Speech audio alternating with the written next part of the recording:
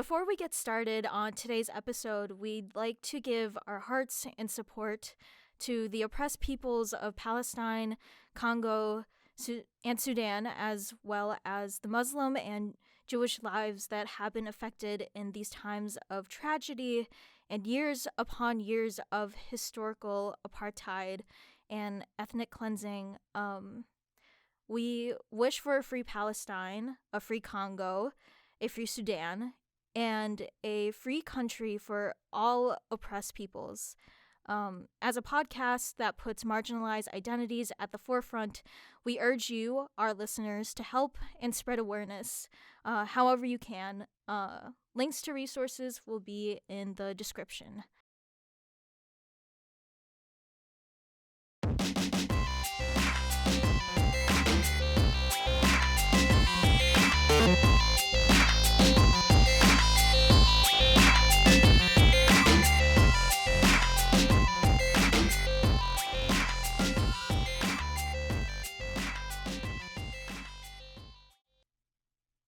Hey, everybody, and welcome to the 1224 podcast. I'm Kate.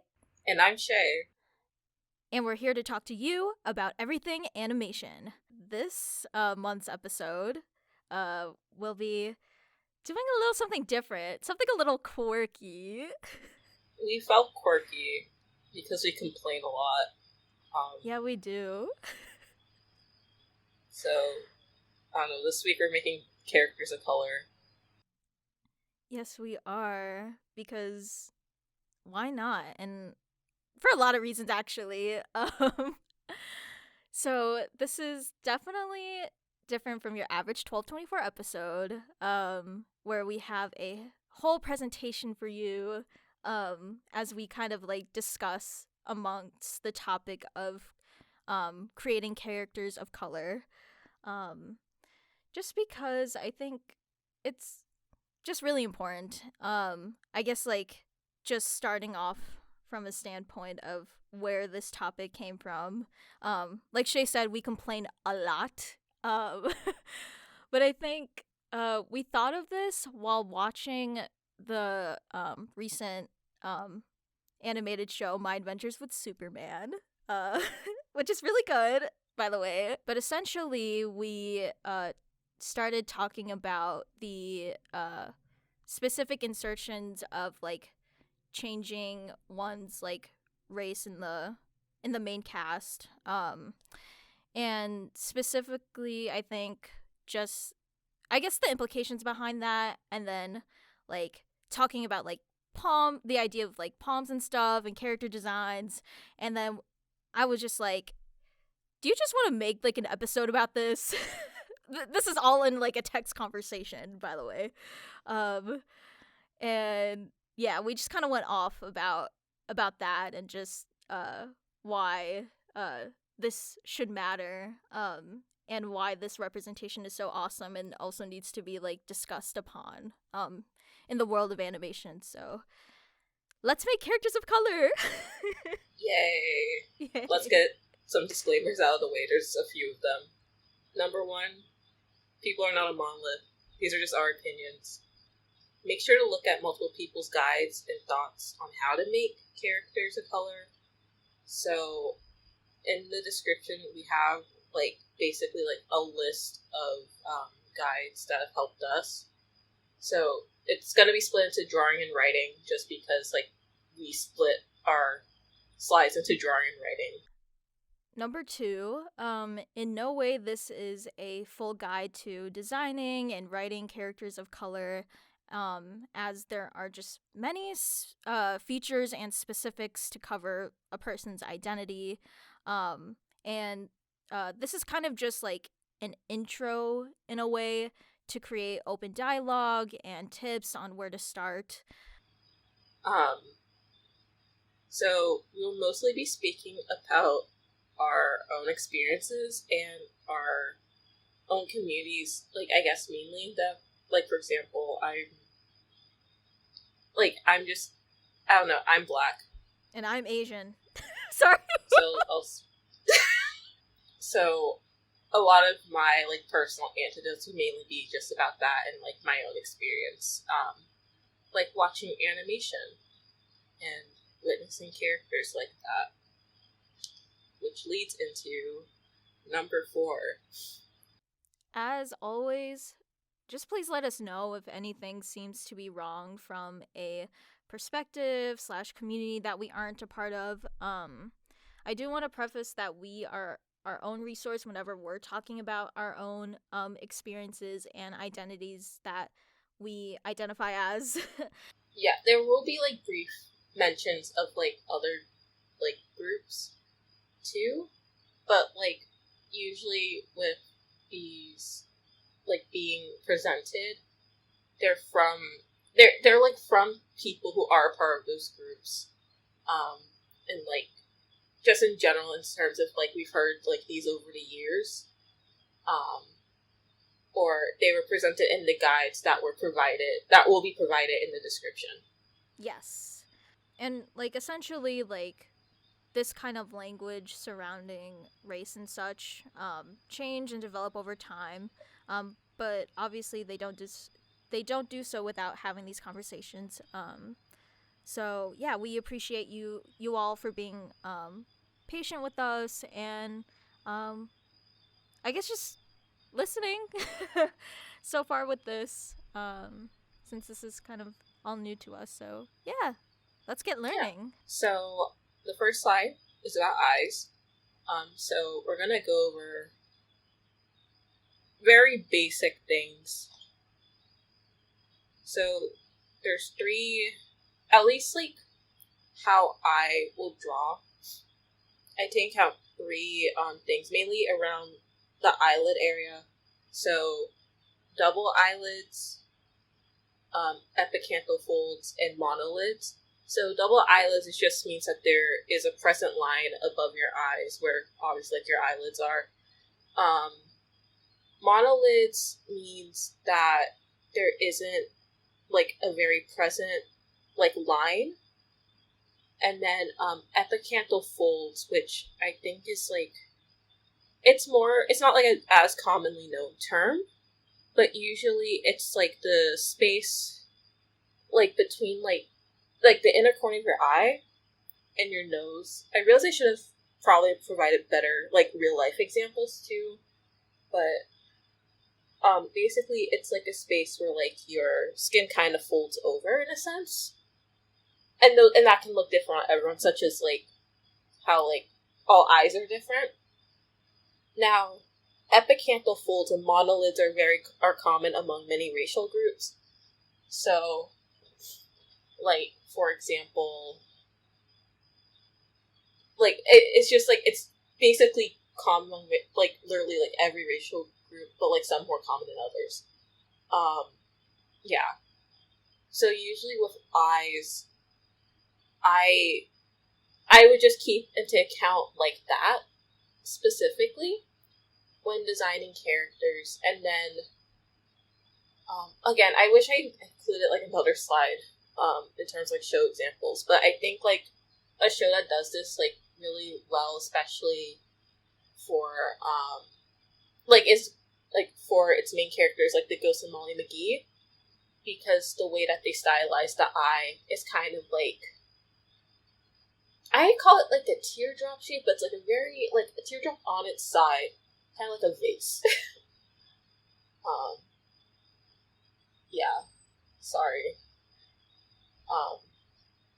But usually with eyes, I say just mainly keep into account like those things, and of course like when designing a character of like a specific race or background, look up references of that specific race of background, like people. This is like a very general thing, but it will kind of help you see like what's common in order to, I guess, visually portray that character's race. I'm gonna sound like a broken record throughout this whole presentation. No, you're fine. This is so good. This is awesome so far. I'm like loving this. Actually kind of learning. Actually. Just cuz I never really talked about eyes until like high school, where like I had a friend who was Blasian and like was like trying to explain to me like the differences in my community with like um I think the desire to have monolids or something like that, and getting like surgery for like from like double eyelids, or the um I'm sorry, I can't pronounce that word. How do you pronounce it again? I pronounce this epicanthal. Epicanthal. Okay, yeah. Yeah. Okay. Just because that's how it looks like to me, read. Okay. I also might mispronounce things. This is like normal for me, so. No, you're fine. I just Google and I'm like, okay, that's how you pronounce it according to Google. Epicanthal folds. I don't think I've actually heard that term, and before until now. Like I'm gonna sound like I'm gonna eventually sound educated, but sometimes there are times where I'm just not educated. You're saying this to me. For we reference, we educate each other. yeah, I was gonna say, for reference, I had to start this slide over because I messed up so bad in explaining it that I had to stop. But yeah, but with epicanthal folds, I only found a term for it like more recently, like in the past few years. Mainly because like just discussions of like drawing like different ethnicity characters and like specifically like Asian, like at the time, like they were talking about like Asian characters and like how they're drawn and like fandom spaces, how like a lot of times in fandom spaces they usually just become white. Even when in the narrative they are canonically not. Because I know one of the things that they're talking, I know Shiro from Voltron was mentioned at some point. Because, like, the way Shiro's eyes are drawn in Voltron, I know there's a slide with the Voltron characters, and sorry, spoilers, but, but if you've never seen Voltron, or, like, if you're looking up right now, which you should do, Shiro's eyes go out. This is not, like, an epicanthal fold exactly, but, like, the top part of his eye goes out kind of like an eyeliner wing. And so, like, people usually joke, like, oh, his eyeliner is, like, really killer. I can't. But, someone was explaining how his eyes are actually, like, it's, like, I guess, like, a cool detail to them. But, yeah, like, eyes are really interesting, and then, like, one, because you could draw them. Also, I should say, all the visual parts, I'm gonna be kind of touching them in a very general term, and I'll talk about, like, stylization at some point, but with eyes, like, shows I would recommend. Ghost and Molly McGee, off the top of my head.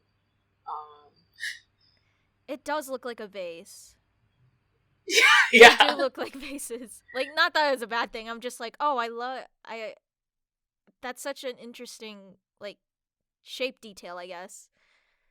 Yeah, like, usually shape-wise,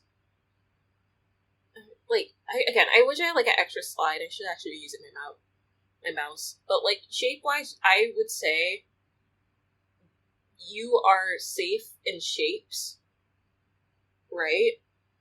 But just adding, like, small details to the eyes, like, when necessary, is, like, a good way of indicating background. That's what I'm getting at. That's why I didn't provide a lot of examples, because I don't think always, like, the shape of the eye matters as much, especially, like, depending on, like, how you want to stylize things. But just, like, little details will help. That's the general thing. Right. Yeah. Were there other examples you were going to mention? Okay, Ghost of Molly McGee, I would say I like Craig of the Creek Yes. a lot for that. There's like a lot. There's just with eyes. I feel like there's a lot of examples, and I don't want to harp on ones where I'm like, don't do this that much.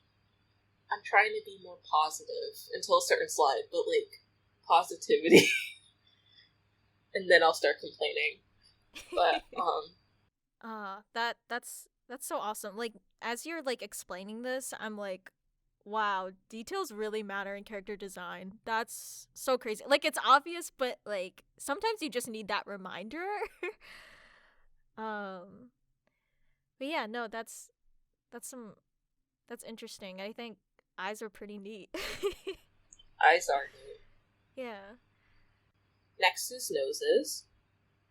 So don't be afraid of more varied nose shapes, especially those that are wider or bigger. And noses, like eyes, aren't exclusive to one group of people, but if you want like a more... I just don't like this term general, but like... This is going to be me not liking phrases and terms that come to the top of my head. But they're not exclusive to one group of people. Be wary, especially with like a bigger nose, of like anti-Semitic and general racist imagery. So, for example, a hooked nose. While like some people do have like hooked noses in real life, and like inherently it shouldn't be villainized. That's another thing. A lot of these things shouldn't be villainized. It ends up being villainized due to just like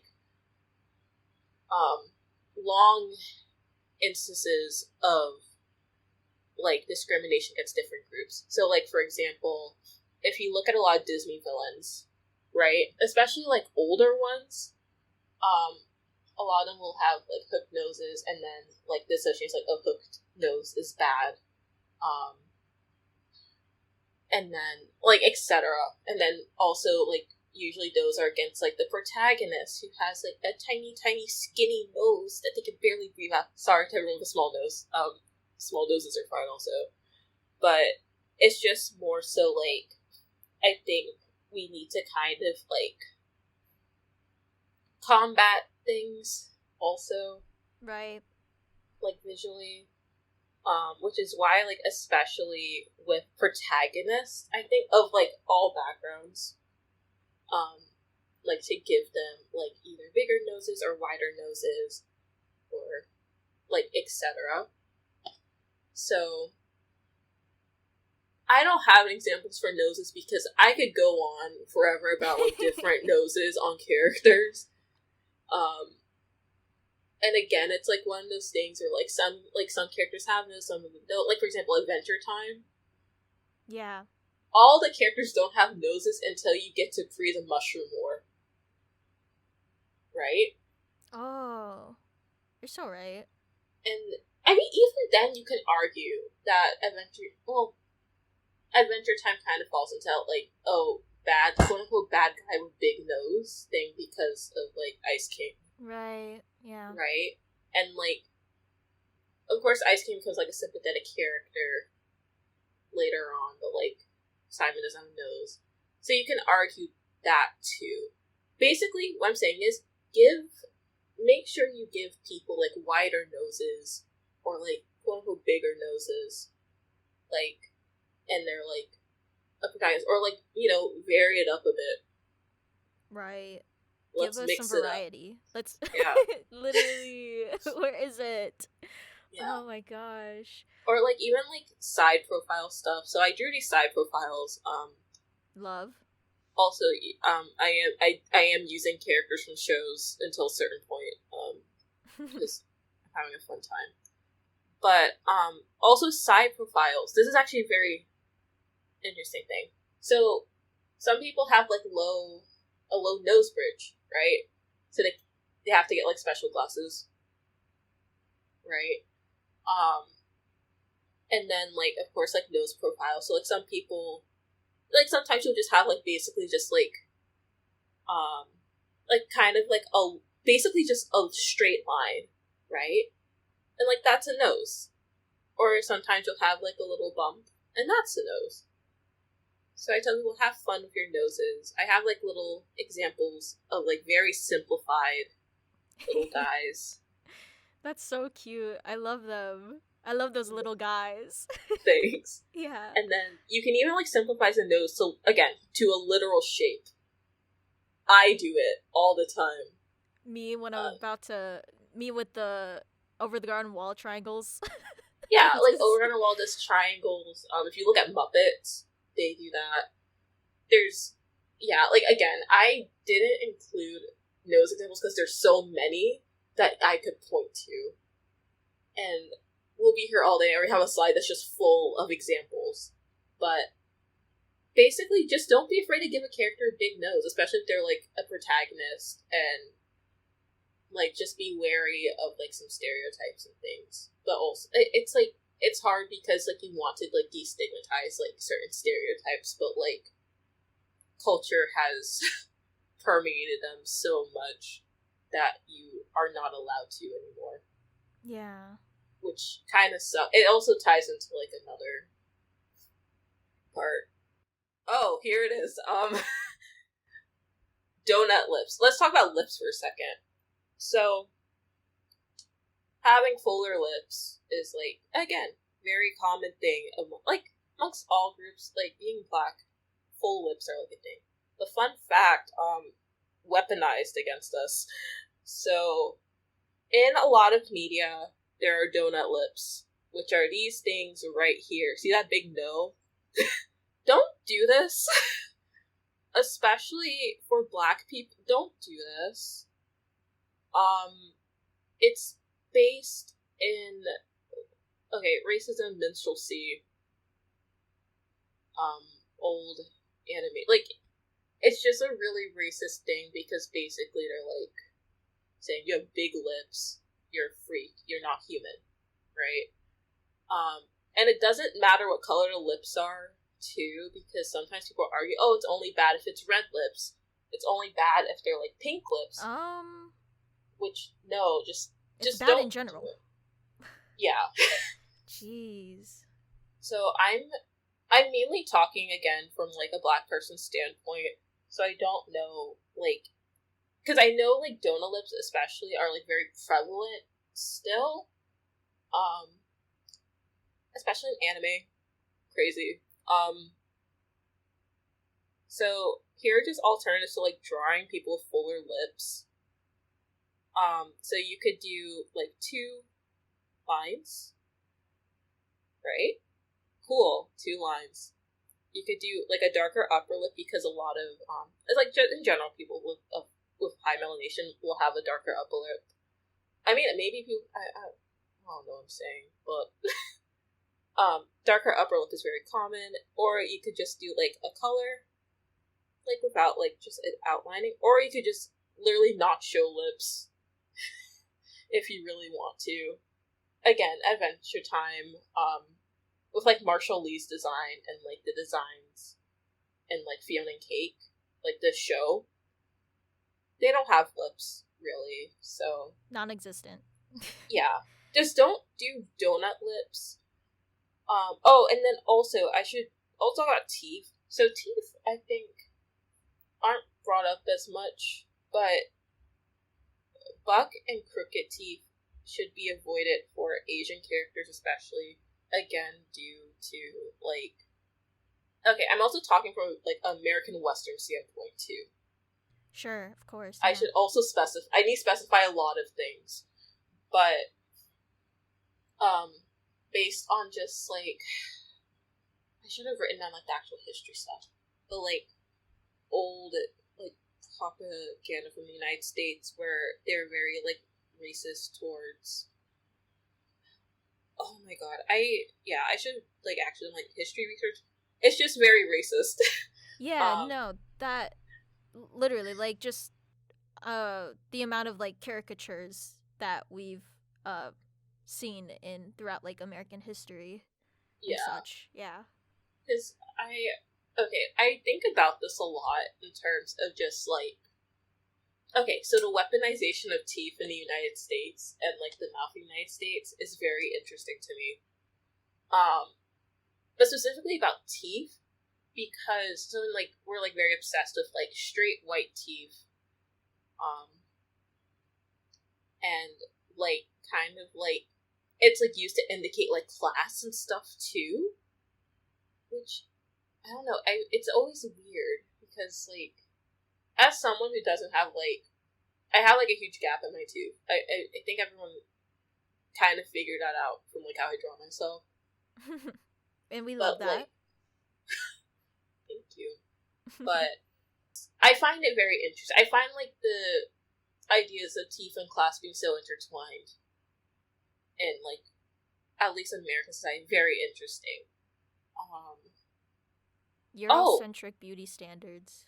They're crazy. They're so crazy. They're crazy, bro.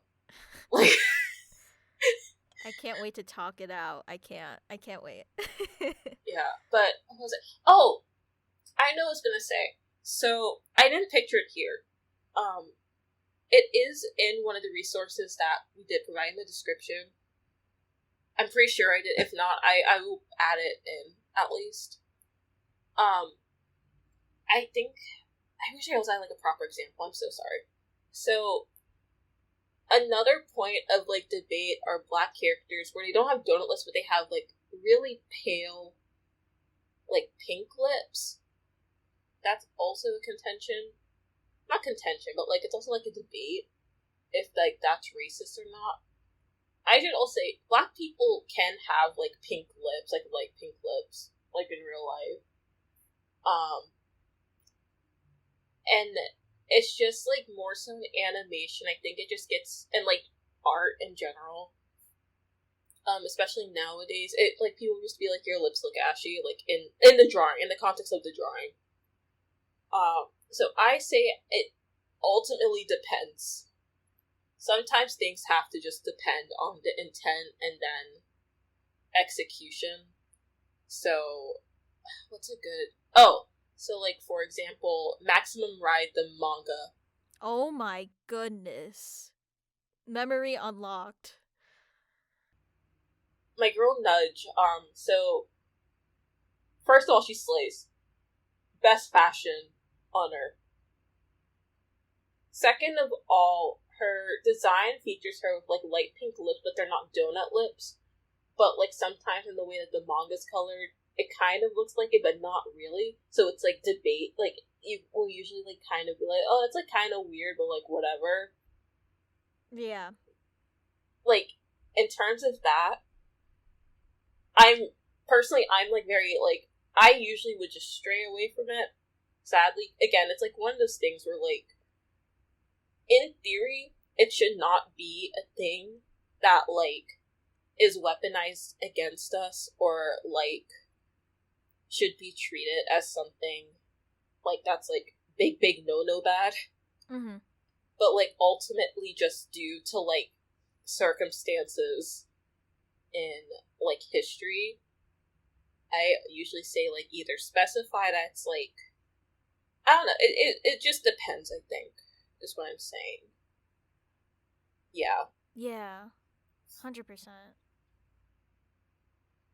Yeah, and then also, like, I'll talk about anime at some point, or, like, now, I don't know. Like, but, yeah, basically, this is, like, a basic overview of lips, like, a very, very basic overview. 100%. Thank you for sharing that. I like actually have a question. Yes. Just in general about like just facial features and such. Because we did talk a little bit about like simplified styles, I guess, like when we talk, like for example with Adventure Time, and it makes me think about like characters that do have more simplified features, but it's more specifically just towards that character. So like for me, like I think about like specifically Knives from Scott Pilgrim. Oh yeah. And then like maybe like Brock from Pokemon. Just because like obviously Knives is the only like person of color in that cast. Slash like Asian person, and then like and then obviously anime, which we'll get into.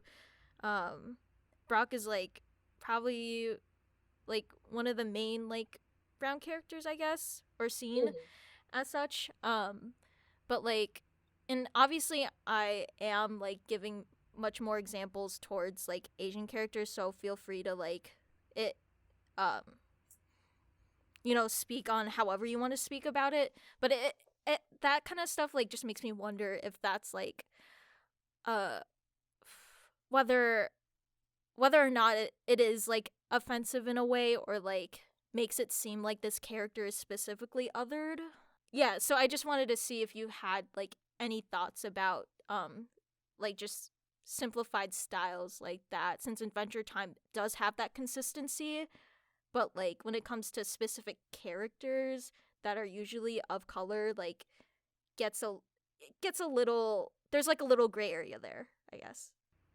Yeah, okay, so when I was making this, because, like, if people kind of knows, I've been very general, or, like, if it gets specific, again, it's, like, about, like, portrayals of, like, black people specifically. Yeah. Because I was thinking about Puka, because watching a video about Puka recently, and, like, at least for me, well, one, I can't speak, I think, like, it's weird, because it's also, like, you have to think, like, it's, like, context, I think.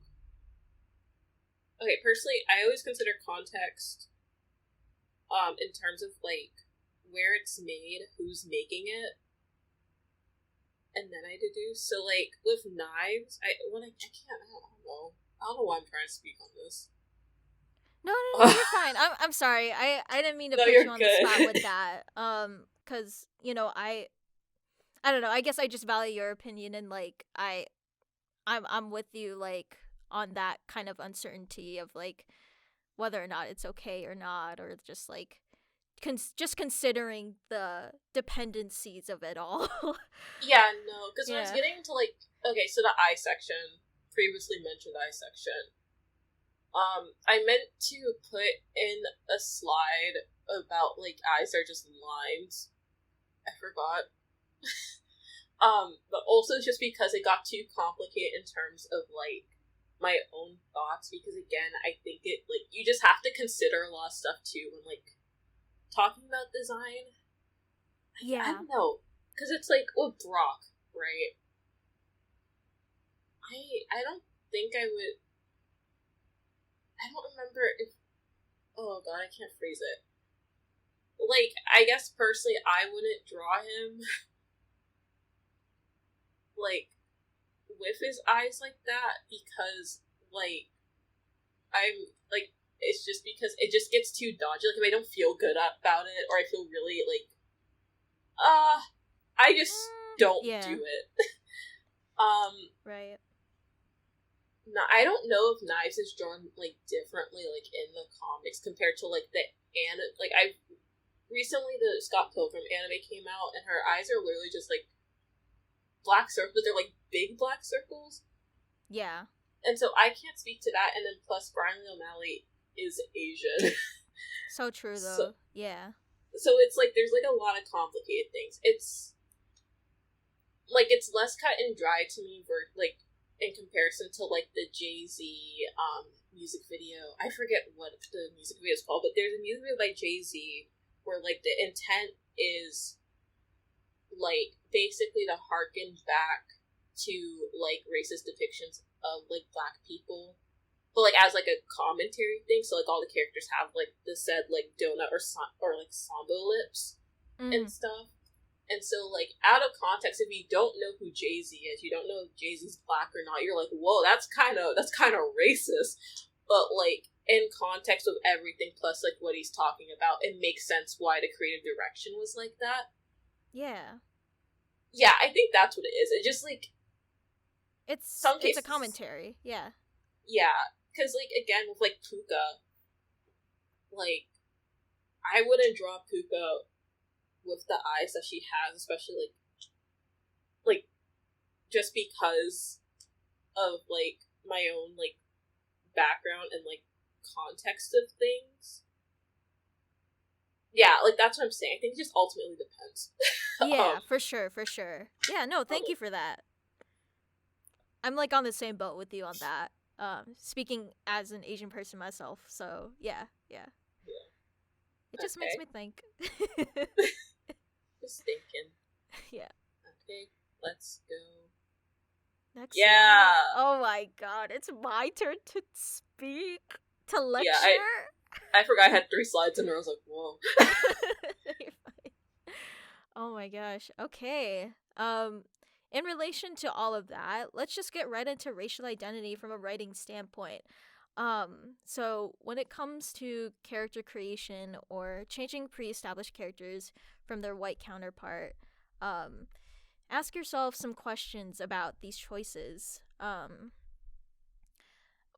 So basically, like, when giving characters a racial identity, it's important to think about like the implications and reasonings behind your choices.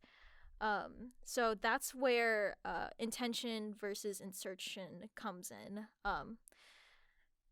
Keep in mind, like, I've kind of just like not made up these terms, but like kind of like thought about it this way. You can just like basically ask yourself, like, what is the intention for this character's identity?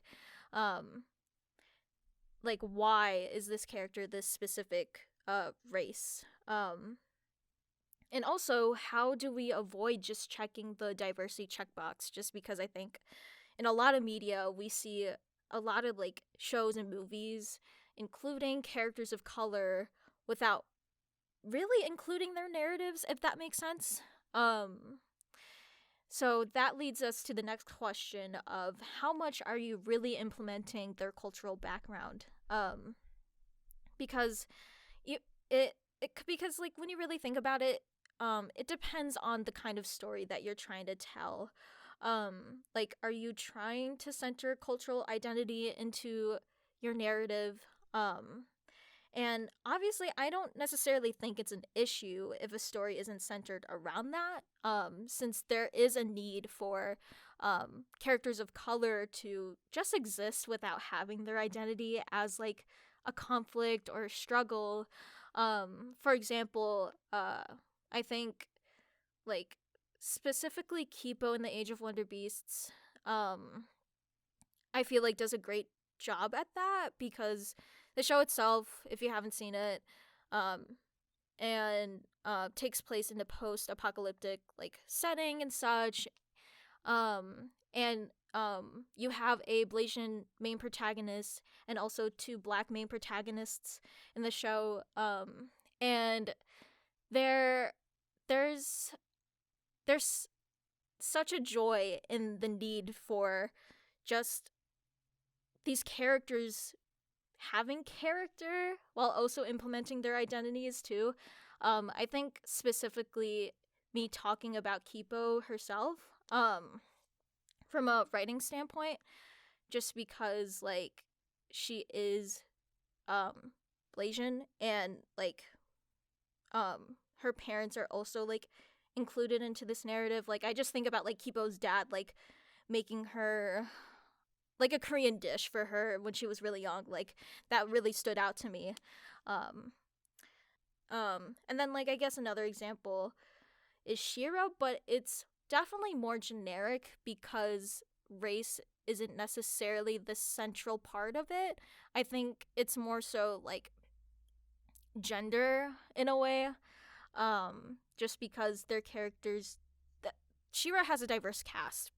However, I don't necessarily think that any of them are really specifically racially identified. Wouldn't that...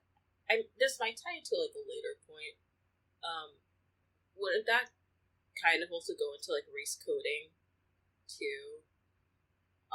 So like for example, Winx Club, like okay, for those who haven't seen Winx Club, so technically in Winx Club, like most of the cast are like not aliens, they're like magical fairies. They're fairies. I don't know why I said aliens.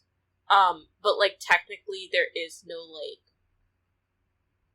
proper concept of race for like most of the cast except for like Bloom, technically. But like they're all like coded as different races. So like Musa's Asian, like specifically East Asian. Flora's Latina, and then Aisha or Layla is black. But like since like they're technically fairies, it's like fairies of their own realms, I should specify.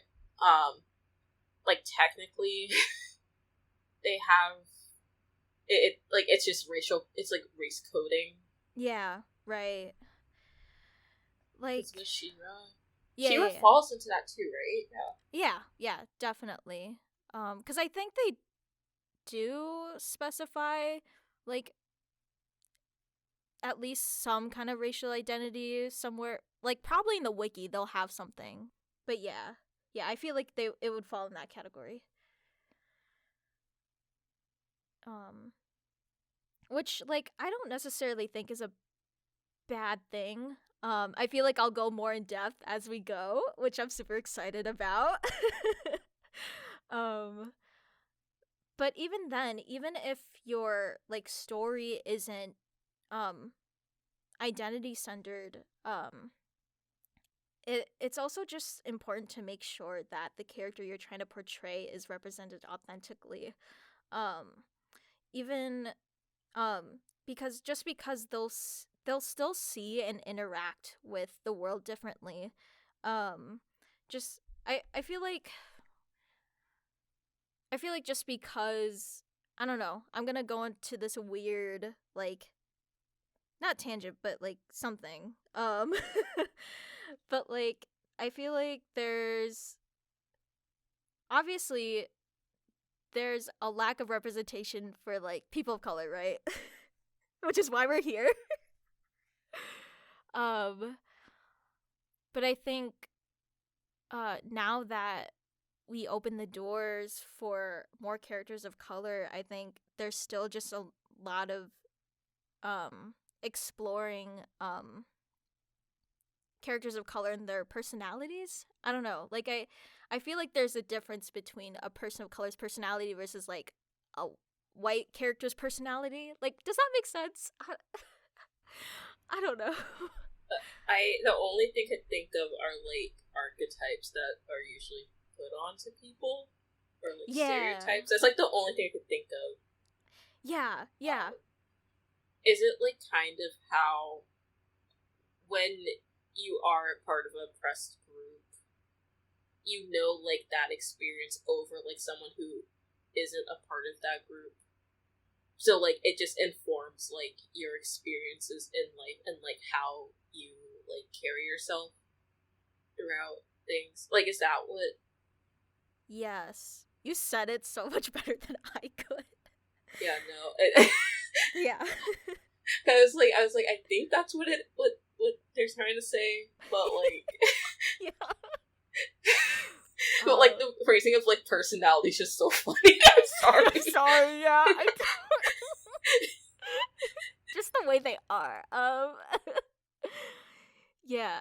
Basically, just because we've seen so many like white centric stories, in many fandom spaces, it's like, yeah, no, like I feel like us people of color will just see the world differently just because not just because of history but just because of like the amount of like culture and different experiences that we go through that a white person like doesn't go through. So yeah, like I feel like that's what I'm trying to say. Whether or not a story is grounded in reality or not, or something in between of that. These are some examples that we mentioned before. So keep I'm done with a question mark. Yeah. Yes. I wanted to bring her up. Just because obviously you have original work such as Kipo, but you also there's been a recent surge of like pre-established media and shows that like change one's like racial identity, which I don't think is a bad thing. I guess specifically with Velma, I wanted to bring it up just because it's like a on and off like interesting show to talk about. Oh, we're gonna talk about Velma. Yeah. I always feel bad when I talk about Scooby-Doo, because I always tell people I do like Scooby-Doo, it's just every time I'm on the internet talking about Scooby-Doo, I'm always complaining. Fair enough. I should say, I like Velma a lot in theory, because it's everything I wanted out of a Scooby-Doo show. Oh, for sure. For a long in theory. Like, no, because it's like, okay, for reference, I have seen the whole show, so I can actually speak about it. I watched it for $20. Wow. Yeah. And I went in, because I really want to like it, right? Because I was like, look, I don't want to just, like, hate something, especially, like, I don't know, like, especially, again, if it's something I want for a long time. Like, if you ever, I don't think a lot of people have ever really talked to me, like, outside, like, out, like, in the context of, like, a casual conversation about Scooby-Doo, except for, like, friends. But, like, everyone at least can mention at least one time when I said, oh, I, like, kind of want, like, Scooby-Doo, but, like, they're people of color, and, like, I don't know, like, it's, like, a more, like, it's, like, a murder mystery, right? I thought that would be kind of fun. And then Velma was like, hey, it's a Scooby-Doo show for people of color and Fred, and and it's a murder mystery. I was like, oh, that's so cool. But it's, and also, again, it's, like, a group that I'm not a part of, but a lot of, like, people were complaining, or, like, there was, like, a very, like, or, like, people were talking about how, like, Velma's character, like, is very, like, self-loathing in her identity of being Indian. Yeah. Which, on one hand, it's, because, like, on one hand, I think, like, there are, like, stories that, like, make sense for it. Like, it's, like, a weird, it's, like, experience. Right, yeah. Like, that people can go through. 100%, yes. But I think it's just the way that's framed in the show, it's always more so, like, a joke that, like, all of her, like, basically, like, all of her jokes are her, like, dissing her heritage in some way, like, really quickly. And it's like, but, like, no one is really like, hey, you should unpack that or whatever. Because, again, at the end of the day, it's a comedy show. But it's, like, that plus, like, other characters, too, like, harping on things like, oh, you're so ugly. Like, yeah. Because it, like, for me, I mean, maybe it's also because, like, dark skin to dark skin. It, like, there's, like, certain people, I'm like, oh, that's, like, I'm like, oh. That's a lot. I don't know. Yeah. Yeah. Like, I also agree with you, just because, like, I think since the show was made by Mindy Kaling, I feel like she sort of has a trend of, like, making her main protagonists self-loathing towards their own heritage. Yeah. And cuz okay, obviously I'm not South Asian, but as someone who is Asian that has had that similar experience of what it means to reject your own culture due to white supremacy and American assimilation and such, and erasure, I think yeah, I feel like these experiences should be there with the intention of resolving them. Just because honestly, I think we kind of see that in her other show, Never Have I Ever, by, like, kind of the end of it. But, like, and I haven't seen the full Velma show. But I haven't seen all of Never Have I Ever, so honestly, we're, like, on an equal on Yeah. BB20. We're even. um but yeah, no, that you bring up an interesting point of that rendition of, or like a reboot, I guess, whatever. It makes my heart warm to see like the characters you grew up with, yeah, look like you. Like, I enjoy it a lot. I think it's like on my end, right? Because I literally don't care if the story does not like is not like depend on like the race. I say go for it, but then also like, okay, I'm gonna talk about Artemis Fowl for like 2 seconds. I have not watched the movies. I read the first 2 books, so not a crazy big fan. But I do know. Okay, I don't remember. So the butler in the books, I forget what race, but he's like a very very underrepresented like racial group, right? Because I told him like, look, I'm underrepresented in like in a lot of media, but it's not as much as like other groups of people, especially in America. Yeah. So in the book, so in the movie adapted, it's a live action movie. He is black in the live action movie, which is kind of weird for multiple, like, one, because like you're taking away like another group's representation, right? And then 2, a black butler, no relation to the anime.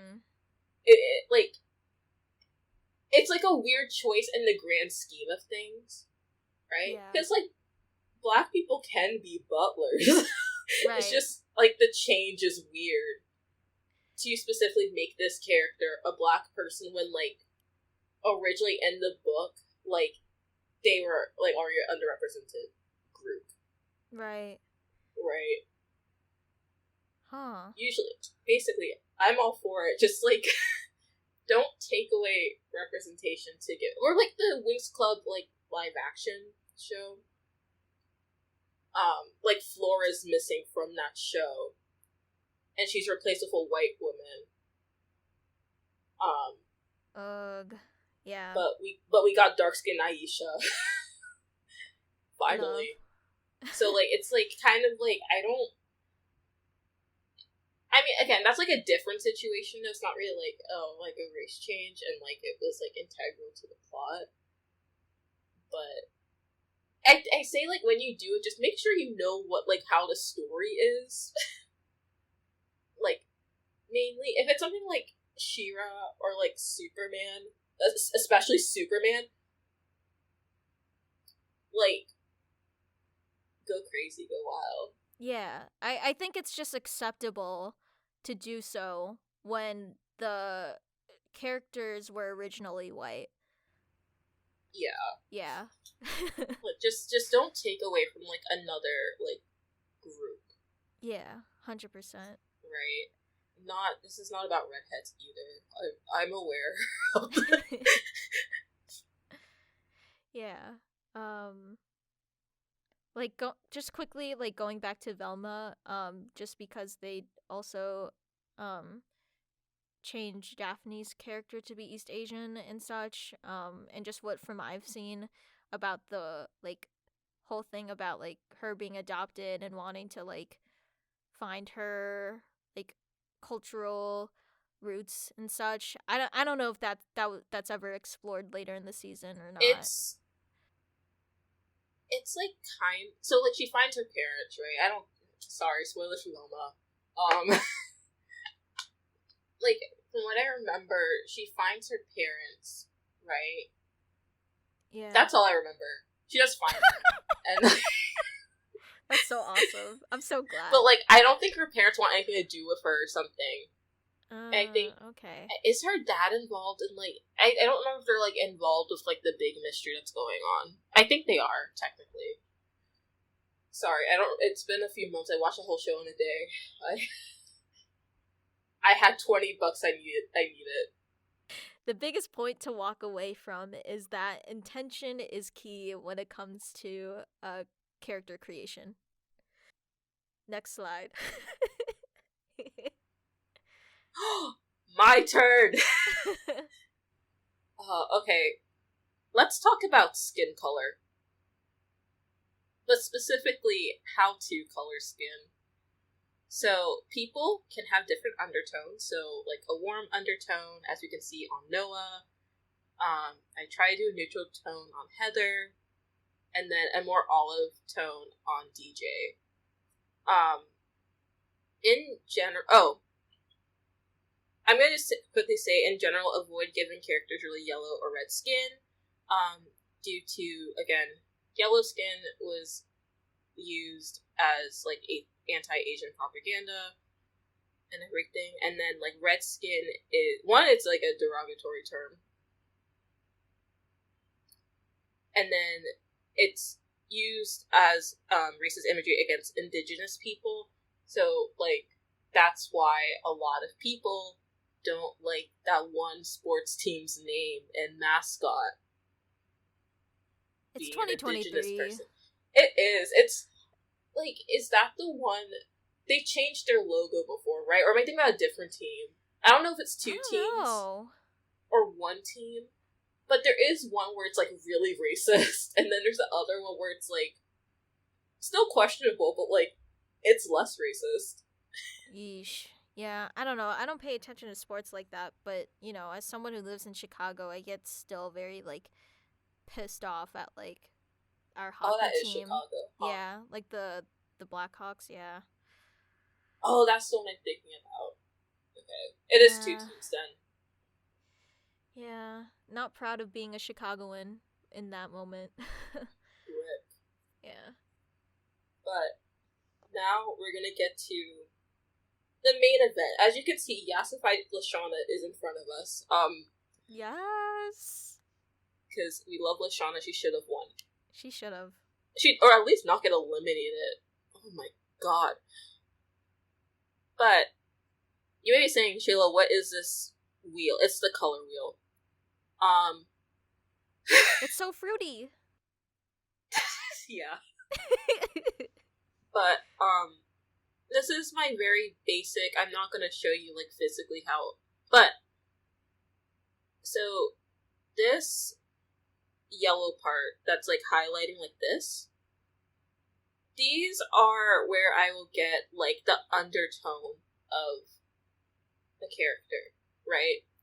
So, like, red, it's like a reddish orange to, like, yellowish orange, right? You're not gonna go to the top of, like, the saturation and hue. You're not gonna do that, because that's where, like, all the problems start in terms of racism. This is where racism starts, right here. Love. But you see how I have this part of the color wheel boxed off? Mm-hmm. This sweet spot in the middle, like, sometimes up here, like, it's basically like, if your character is lighter, you're gonna go, like, up here. And then the darker, you kind of want to go diagonally down. Like, diagonally to the right down. Right? This is, like, the sweet spot, right? This is, like, where you want to color. Where the circle is. Yeah, like, this is... So, for example, this is Lashana's skin tone that I used for her She's Alive section. Because if you cross this line over here... Oh, also, it's the lines here to account for cooler skin tones. Oh. But, like, even... I usually, when I cross, like, all the way here, I would move it over a little bit personally, but, like, you want to stay in, like, this middle area for, like, darker characters, though. Because if you go to here, like, here, it's just personally too saturated for me, but, like, it's still fine. And if you go over here, they become ashy. They get really ashy. You have to get them lotion. They need lotion. Yeah, don't go there. Yeah. I will also say this, because I feel like when talking about coloring skin, people never mention that it also has to be in relation to the other characters in the story. Right? So, okay, sorry, negative example. We got we already passed the negative threshold a little bit, but, like, negative examples, so, like, in South Park, right? From a design standpoint. So, the black characters in South Park always look really ashy to me, especially earlier on, which you may be saying, well, it's an account because, like, it's, like, a cheap, like, they did, like, construction paper at first, and then, like, they changed to, like, computer and, like, etc. But, like, even then, they still look too ashy in relation to, like, the lighter characters in the show, at least to me. They've gotten a little, like, the skin tone have gotten a tiny bit better, but, like, it was rough for a while, right? Yeah. Also, I know it's crazy for me to act so much of South Park. I'm so sorry. No, as you should. You tell them. I have very, like, middling opinions about the show, if people are curious. But I always say, like, go in, like, this middle range, and then, like, make sure not to, like, go in, like, the uh-oh zone. So, like, I should also say for, like, olive skin characters, because they usually land on, like, this orangey yellow, like, space. So, like, DJ. Like, this is actually DJ skin tone from the show. He is very olive, like, compared to, like, he has, like, an olive undertone compared to everyone else in that cast, which is kind of cool. That's why I chose him, because everyone else in the, like, if they were, like a medium skin tone, they all had, like, the same. So I found DJ, like, a really interesting character to kind of point that out with, especially, like, in a cast where, like, everyone's very, like, warm tone, like, warm. Mm-hmm. It's, like, very cool, because he's also, like, the same, like, value as Lashana, I think, too? I don't know, it was like a neat detail I noticed while, like, looking up reference pictures. Overview, make sure you kind of lean in this area. Don't go here. Don't go up here.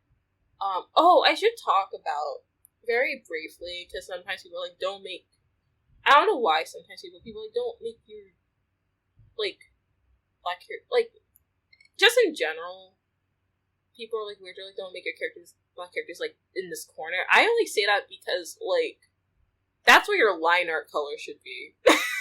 Right. Like, you can be, like, dark, like, people with, like, lots of melanin who are, like, darker exist, obviously, right? So don't be afraid to, like, go down here, but, like, if you do, don't make it, like, you're, like, oh, they're just, like, a black massive space. That's such a wild sentence. But, like,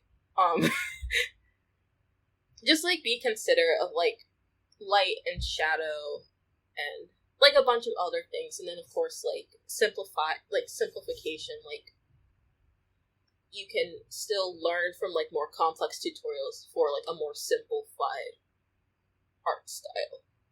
Yeah, I love the total drama examples that you gave. It's pretty ironic, considering, like, total drama obviously has a history of questionable, like, racist things in the show, but, like, specifically in the new, like, reboot with MK's character and the whole, like, yellow skin character design, and obviously, like, they changed it afterwards, and such, but yeah, just wanted to point out the irony in that. That's it. Yeah, like, I was tempted to draw her. I was like, no, I'll save that for something else, but, like, Yeah. yeah, no, I think I mainly chose Total Drama because they had such, like, a good variety. For sure. And also I was like, I'm pretty sure they do undertones in that show, and I was like, there you go, there's my boy DJ. Oh, DJ, we love DJ. Total Drama is such a show where it's so diverse, but so not at the same time. That's like a lot of, I feel like, especially Canadian teen shows that are animated. So true. So, like, 16. I'm just laughing because that's what we'll also talk about in this lecture. Palms. This is what started this whole discussion. Yup. So, when you have a lot of melanin, the palms of your hands and the bottom of your feet, because people forget that because they don't want to talk about feet. I don't True. like feet either. True. But important. they're lighter than the rest of your body. I did not put any examples because I don't want to look up feet, and then two, I don't want to show you my feet. But in terms of implementing in character designs, just be consistent. Oh my god. Please, we're begging. So, the reason why we mentioned the palm thing is because, so we were watching My Adventures with Superman. And so, and this is not just to the show, this is also, like, a thing in Velma, and Haley's on is, like, the only one where, like, it's, like, a really interesting case. Yeah. But in Velma and in My Adventures with Superman, there are dark-skinned characters, right? And there are lighter palms, but all those lighter palms are only given to black characters. Yeah. Basically. It's, like, I like the gesture. I appreciate it deeply. Oh, 100%, yes. But, like, there's other dark-skinned characters in the show who are not black. Brown characters exist, guys. Shock. Yeah. Okay, I think one, of course, like, when you have, like, a general idea, it's, like, it's, like, such a weird, like, thing. So, like, in your mind, like, if someone just says a race to you, this is such a, I'm sorry, again, wild sentence. You will imagine every single, like, common trope of that race or ethnicity, like, in your head, right? And the thing is that, again, people aren't a monolith, and especially, like, visually, they're not a monolith. So, they look different. So, like, for example, I have cousins who, like, me and my cousins, we all have different skin tones, right? Yeah. My dad and my uncle are, like, my dad's, like, dark skin, my uncle's, like, light skin, right? And they're brothers. Like, it's just, like, skin tone isn't always, like, indicative of, like, a race. Mm-hmm. And then, like, and then, like, of course, it's, like, accounting for, like, people who have, like, albinism and, like, et cetera, et cetera. Right. Like, it's just, like, everyone has, like, a wide range of skin tones, like, no matter what race. Right? 100%. So, only giving lighter palms to black people, it just doesn't make sense in terms of, like, you know, just, like, in real life, because this is, like, a very realistic thing to put on, like, your characters. Yeah. Yeah. Which is why, so, like, Haley's on it. The reason why I bring up Haley's on it is so true. Is because, so, they gave lighter palms to Haley's dad, who is Native Hawaiian? I'm so sorry. I think so. Yeah. But, like, Haley doesn't have lighter palms, and her friend Scott, right, that's his name? Yes. Doesn't have lighter palms. When, like, in show, they should, just, like, based on, like, their skin color. Sorry, this is also, like, a thing where, like, sometimes it will just depend on the show. So, like, My Adventures with Superman, Lois could have lighter palms, especially compared to, like, if you use Clark as, like, such a the only white man. It's like him or, like, Slade, so, like, true. Like, technically she would have lighter palms, but, like, in real life it could go either way, right? Because, like, sometimes they're just not as visible. So, my main gripe, just be consistent. Or, like, at least, like, acknowledge, like, we are different. We are different of, like, everyone's different, right? Melanin doesn't discriminate. We all have lighter palms. We all have lighter palms. I guess, like, another quick side note about palms is, like, a coloring thing. The palm, so, like, when you have lighter palms on, like, darker characters, especially, like, when I say darker characters, I mean, like, remember the color wheel? We're, like, in that bottom, like, right quadrant, right? So, like, dark skin. The palm of the hand isn't going to be, like, bright white. It's just going to be tan. That's, like, another thing. I've noticed that mainly with, like, personal styles, but, like, it's like you have lighter palms, but it's not like as like drastically light as like sometimes people like make it out to be. That's really it. Yeah. It's so weird with Haley's on it because I feel like they just pick and choose who gets lighter palms or not.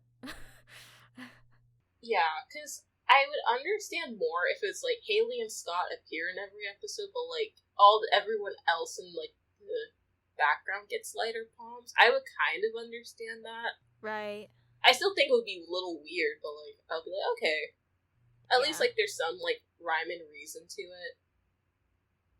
But like it's literally like so like crazily inconsistent. Haley's on it to the point where I kind of commend them for that.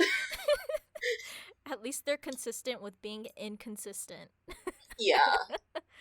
Yeah. Like, okay, so then my question is to palm or not to palm in general? I literally do not care. You got it, boss. Like, that's literally the whole point is just be consistent. Shay has spoken. Yeah, like, because people, like, debate about it all the time. I'm like, I don't think it's as, like, big of a deal as people, like, sometimes frame it as. Right. Because, like, people, like, you don't, like, I'm a chronic Twitter user, I'm sorry. Same. but so, like, I'll, like, witness, like art debacle fights. It's gotten better now, but, like, there was, like, a time so I was like, yeah, and they didn't draw, like, the lighter palms. I was like, I don't think, lighter palms, like, the one thing I don't, like, it's literally just, like, I just need to be consistent within, like, a realm of, like, a story. Yeah. Because okay, for reference, I draw lighter palms, like, half the time. Like, because sometimes I literally just forget. I'm gonna be very honest. I don't think about my hands that much. But, like, cause I tell them, like, it's more so just, like, if you're going to do it, just keep it consistent in terms of, like, anyone with melanin. Yes. Versus, like, only giving it to black people. And, like, this is, like, the one time it's not black people specific. Yeah, for sure. It's, like, the one time. We love solidarity. Yeah. Shout out to everyone with melanin. Shout out to people with less melanin, too. Everyone has melanin either way, for the most part. Yeah. Shout out to everyone. Shout out to everyone. Oh my god. Consistency is key. Yeah, like, literally just be consistent. That's all I'm asking. That leads into the next point. Whitewashing. Just don't do it. Please don't. I'm like wagging my finger as I say it. Whitewashing and preference of light skin / whiteness can come in many forms and not just visually. So, like, I guess specifically talking about my own experiences with whiteness, it's a very interesting topic to talk about being an Asian person and being a Filipino person.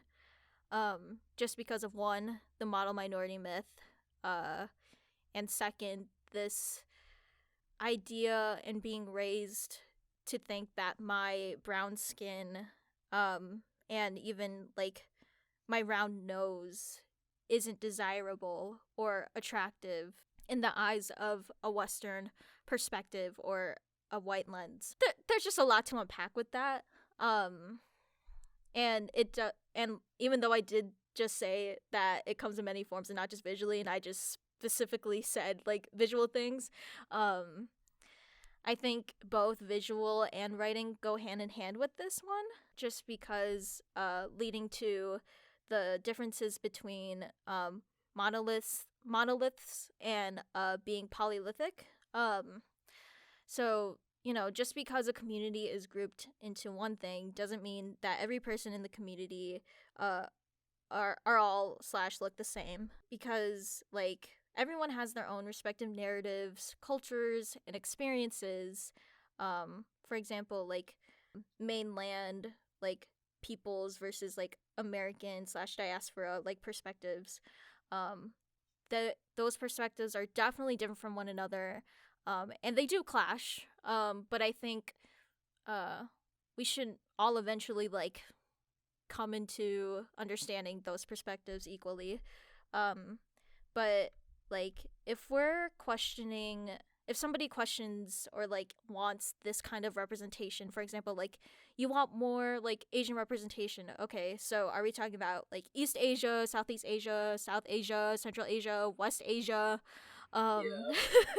like, I love that white people decided to put everybody in one category because they all live in proximity to one another, in this one big continent. Also to note, like, avoid the word Caucasian if you're trying to identify a white person, because Caucasians are not white people. Caucasian refers to the people of the Caucasus. Yes. Yeah. Thank my mom. That she's the reason why I know this. Thank you, Shayla's mom.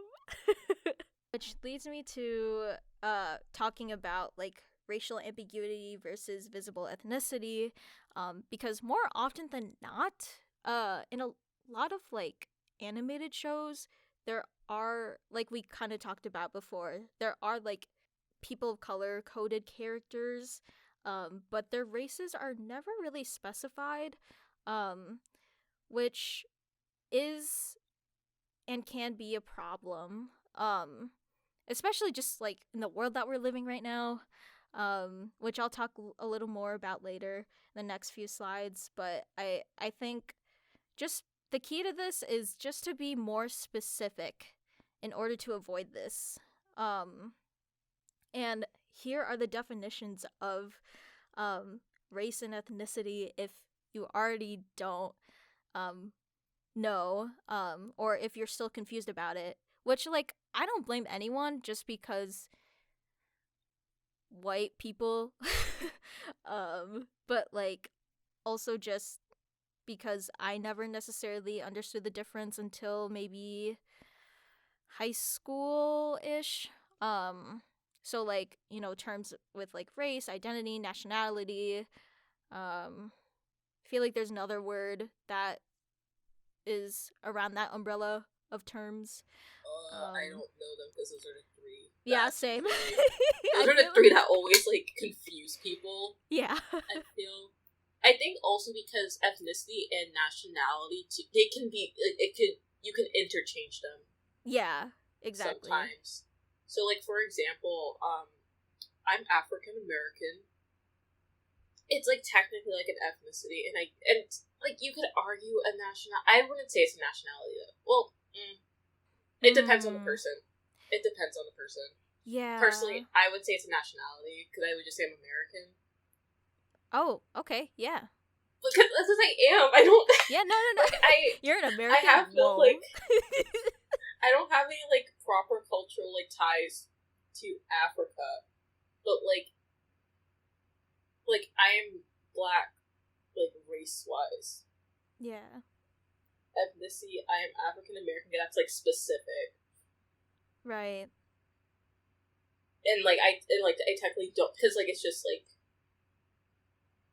it's like a very, I don't know, like that's why like if you ever look at, is it the American Census, or like if you just look at like anything where it like states like your race or ethnicity, there will usually be like a black / African American one, but then also people like, okay, Shayla's tidbit time.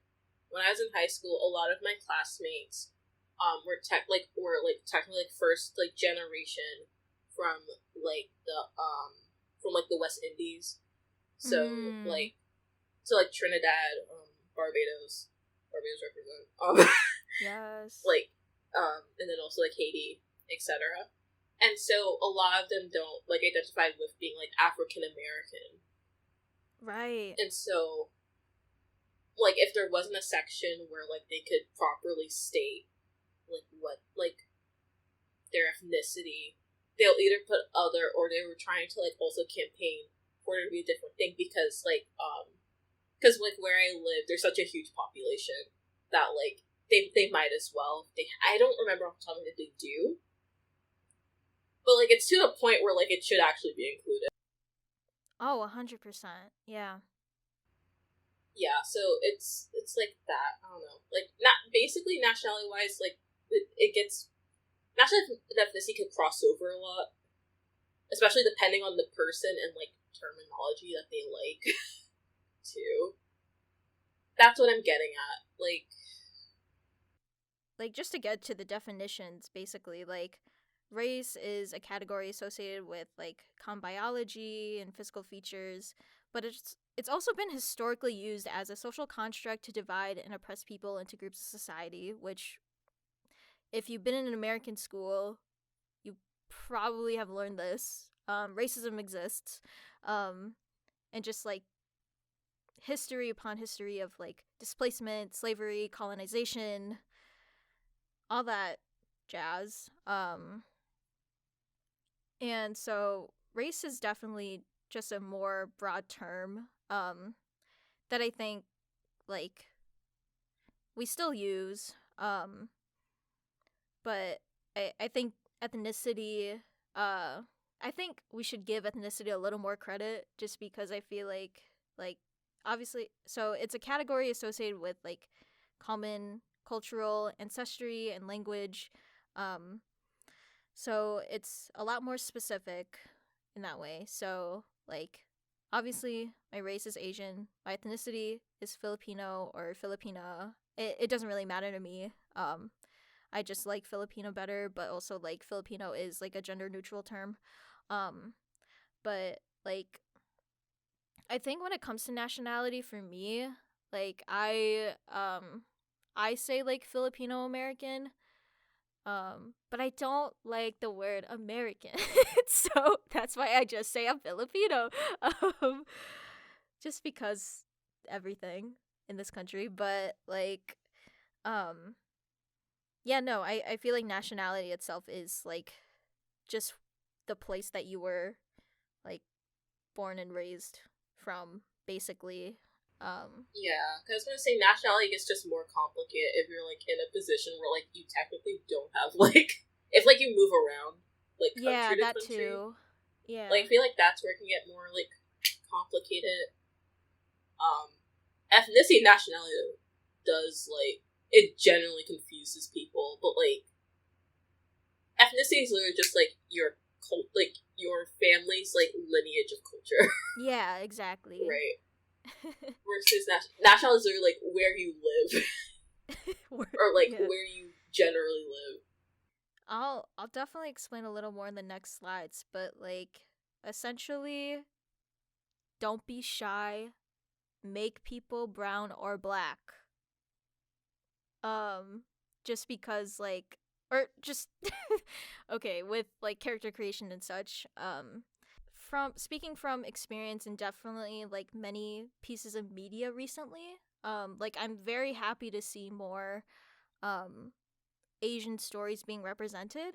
It's still very um not surface level, but I guess more, like, East Asian centric, just for a lot of reasons.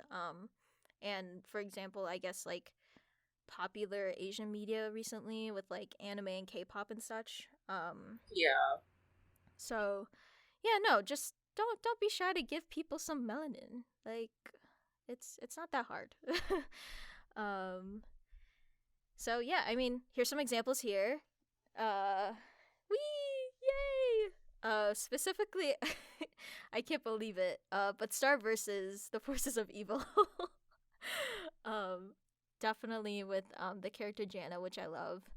Um, is Filipino, and you can obviously see that through individual stance. But, like, it's fun when scripts describe, I guess, like, what a Filipino home looks like. And obviously, I don't know if they put this in, like, a script or something, or this is, like, through, or if it's, like, storyboard driven versus script driven. But yeah, if it's like literally just in like the like literally just like the background team included it.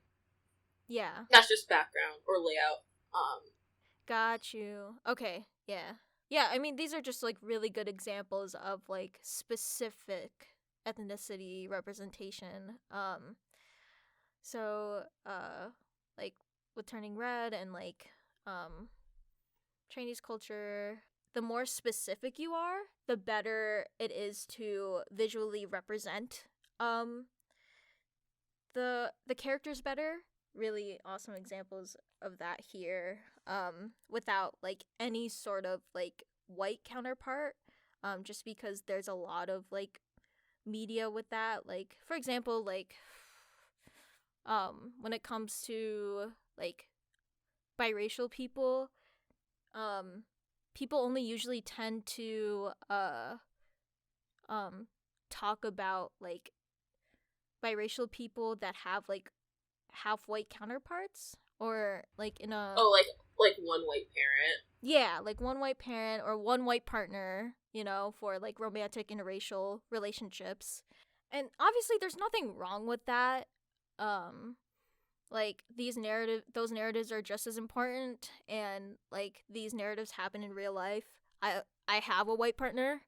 Um but like it it sucks to see like whiteness being like the only thing that exists or like is associated with a person of color in these narratives. And so I just want to bring up that mixed people exist without a white counterpart. And Kanto is like a really good example of like everyone like not being a monolith in terms of like especially like visual representation. I like Encanto. Encanto is one of the things I would recommend, like in general, for like all the stuff I talk about too. I really like the designs in Encanto. Yes. I'll put together a list of stuff. I'll be like, here's what I recommend looking at. Like if you just want like shows and TV and movies. Yes, cuz I think I like bring up Boondocks just because like um the the show itself is very much so like identity centric, where Oh yeah. yeah. You already know. Oh yeah. Yeah. Boondocks is such an interesting show to me because it's very much like I guess I find it interesting because it's like a show or like yes it's like about like a specific like the African American experience. They're in Maryland. It's about like race and class and like critiquing like Black culture and everything. But also it's like such an interesting show because I told like well it's like really from like a perspective of like Black masculinity like so intensely. Like just like which is like makes sense, right? Because it's like I don't explain. I'll save it for like if I write like an essay paper or something. But it's like a very interesting show where I'm like, yeah, no, it's like very representative of like different things. But also I'm like it's very representative of like a very like specific experience too. I enjoy the show. I like the show.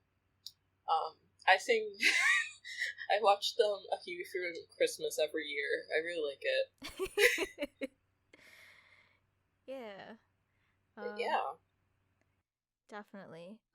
If anybody's curious, the rest of the examples are Amphibia, My Adventures with Superman, Craig of the Creek, Kipo. Shout out to Craig. Shout out to Craig.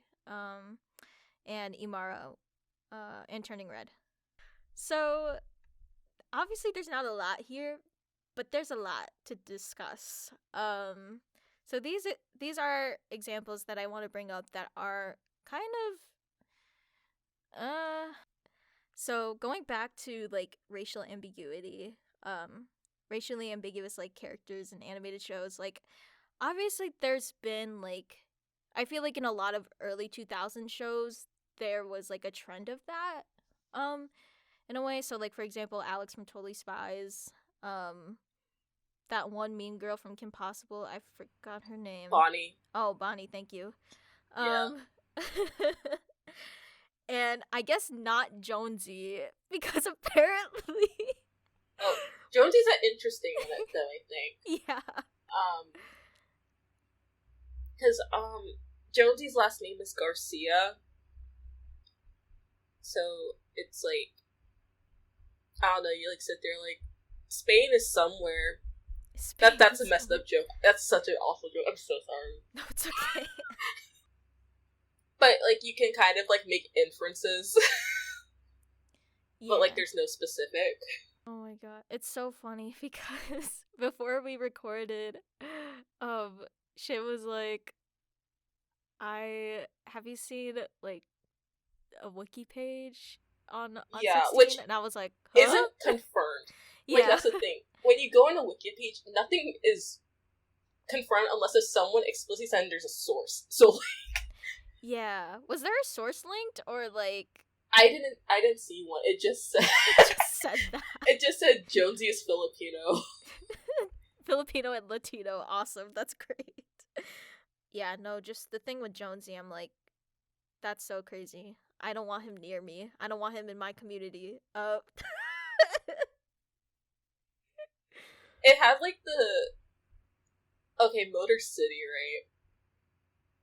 Because I was like looking up stuff for Motor City, which like Motor City as a show, really good one.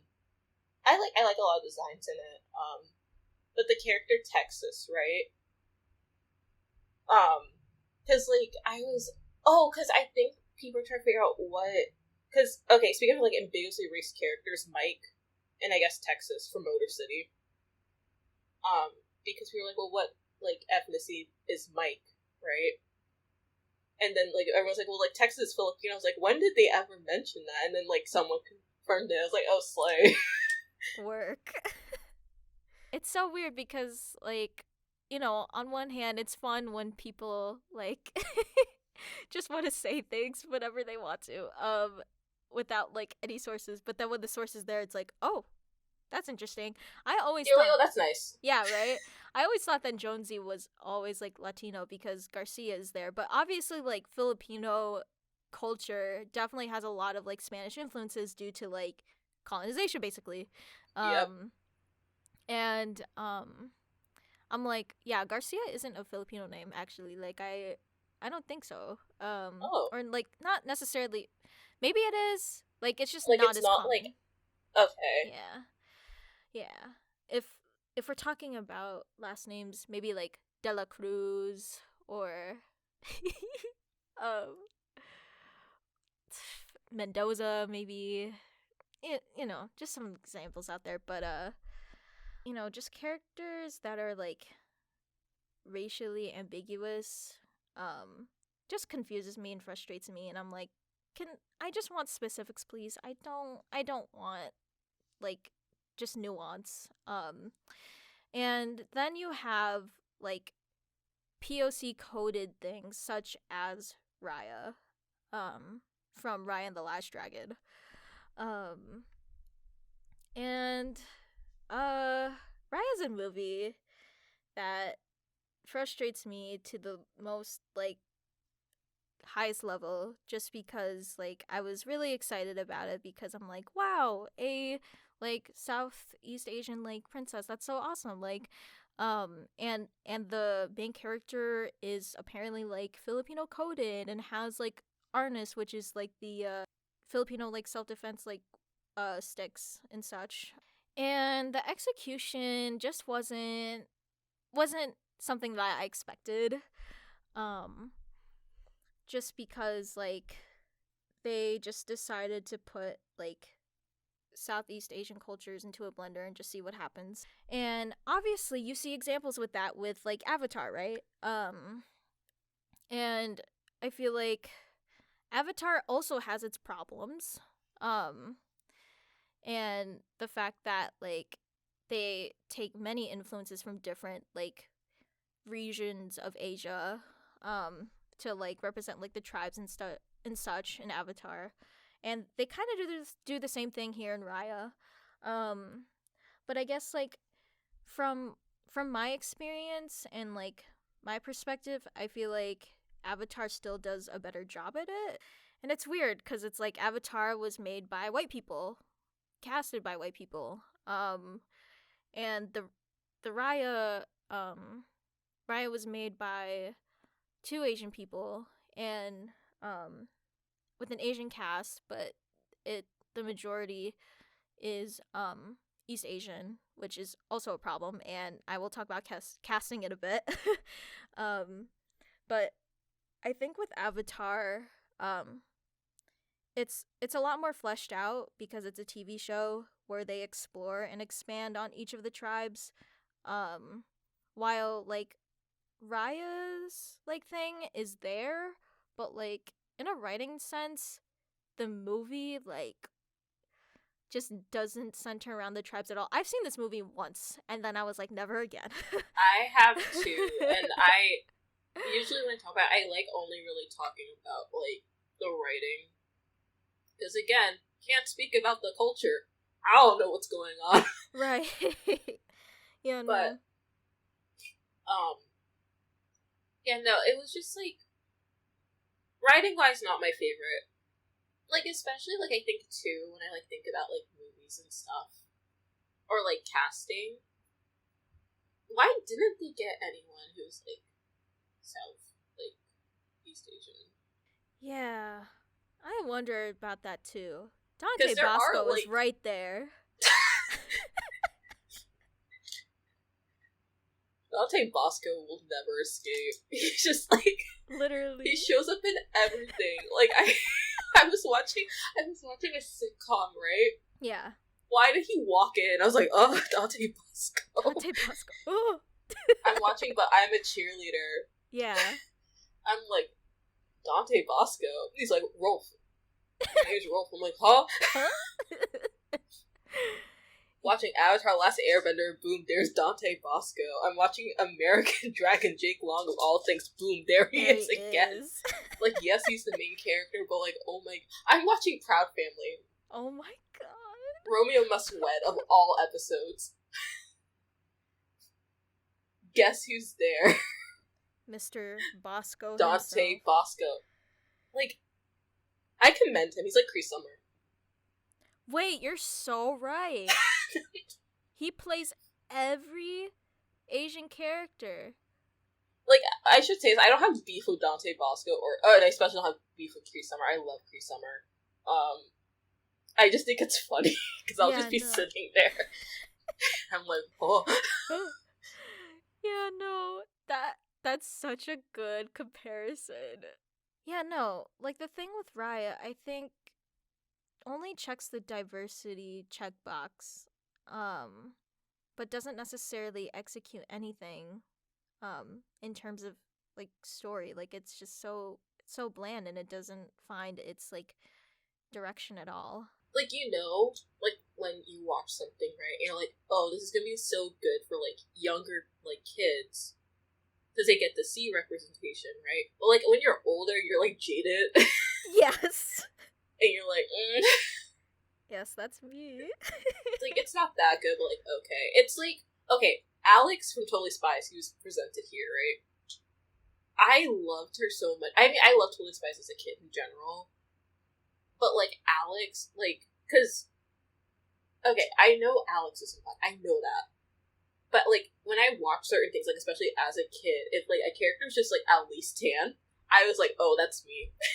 Real. I was like, that's me. It's like, when I was, like, talking about this with my friend earlier, because we were actually talking about Avatar, and I was talking about how in Legend of Korra, there's actually black people in Legend of Korra, like, there's 2. Yeah. But, like, we were talking about how, like, when we were younger, like, the Water Tribe, especially, like, at my elementary school, everyone was like, well, we're Water Tribe, because we're all, like, because, like, they're tan. We're all, like, tan and, like, dark skin, so, like, we're Water Tribe. So it's, like, yeah, and, like, of course, now, like, I am not, like, indigenous. Like, I know, right? But I think also, too, like, I think just thinking about, like, if you have, like, with, like, a very muddled, like, cultural aspect, but, like, if there's kids who have, like, a very, like, or, like, more in tune with, like, the specifics of, like, their ethnicity and culture, like, even, like, if it's not, like, the best, it will still mean a lot to them. That's what I'm saying, Yeah, I guess. 100%. We're critiquing the execution, not, like, the representation. Yes, 100%. Yeah, thank you for bringing that up. No, I had to mention that when, like, Wish, the Disney movie that came out, when Wish dropped. Yeah. Because everyone's like, hey, like, we hope that it's more so, like, Disney gets like, hey, stop supporting like, you know, a genocide and like stupid, and not like, oh, we don't want any more black protagonists in movies. Right, yeah. Ugh, I hope they're smart enough to at least do that. It's like the both and. Like, we can appreciate the strides and representation that we were at least able to see growing up with these characters. And it's also important to make sure we can like critique these in order to improve these characters for the better, for more representation and specifics on cultural and ethnicities and such. Brown people and white people are not interchangeable. I don't know. Like, I feel like I just had to say it just because and in terms of like a casting thing, and I think just like anime too. Oh yeah. Yeah. Wait, sorry. There's a lot to like, unpack, actually. Never mind. Yeah, no, because I was gonna also. I forgot to mention this like in the previous slide. The other thing is too. We're talking from a very like American Western, like American standpoint, right? And so like in America, like usually when we talk about like quote unquote white culture, we mean like white American culture, where like they're like it's like heavily assimilated, because there are like specific like ethnicities and cultures that like have like white people in it that aren't like, you know, like American or like British. They're like, for example, like Slavic countries or like culture, or I'm so sorry, I might be using wrong terminology too, please correct me if I'm wrong. Like, that's like underrepresented in like American media, that in the sense that it's not like being joked about. American white people versus white people that aren't American, right? Sure. Okay. Sure. Like, I'm just, because I'm thinking about like different shows where they're like, oh, I'm from where the Heckistan, and it's like vaguely like European country, but like not like it's like not the ones that people always name off the top of their head. Like, it's like that, like less of that, more like specifics and like appreciation. I think that falls into like stereotypes, which we could which we'll eventually get into and such. But yeah, that, I think that makes sense. I guess I do have a question. I know you might have been getting to it. Yeah. With the anime one, right? Right. Like, were there any examples you had? Okay. I think just animes that don't necessarily specify like racial identity. Because like, you know, obviously there's the whole debacle of like whether or not people could cosplay as anime characters, or like black people can cosplay as like anime characters and such. And that kind of led me into this kind of like rabbit hole of like the lack of racial identity in animes. Just because I don't necessarily don't know the correlation, but like I feel like there's some kind of, or like I guess causation, I mean, but I feel like there's always just been a correlation with like European like beauty standards when it comes to like anime characters, cuz like and such, I don't know, like, I was gonna say, I can talk about this for a very long time. My reference for animes that I have watched, I watch a lot of anime. Craziness. They'll only specifically specify stuff if, like, the location's very important. Yeah. So, like, for example, JoJo's Bizarre Adventure takes, like, the first part takes place in England, the second part takes place in America. And, like, the author's like, okay, thus they are white, right? And also you could tell by their names, too. Part 3, you got Jotaro Kujo. He's Japanese, right? And then it's basically like, after that, everyone is Japanese for the most part. Giorno is Japanese, also. People say he's white, he's not. Like, canonically, he's not.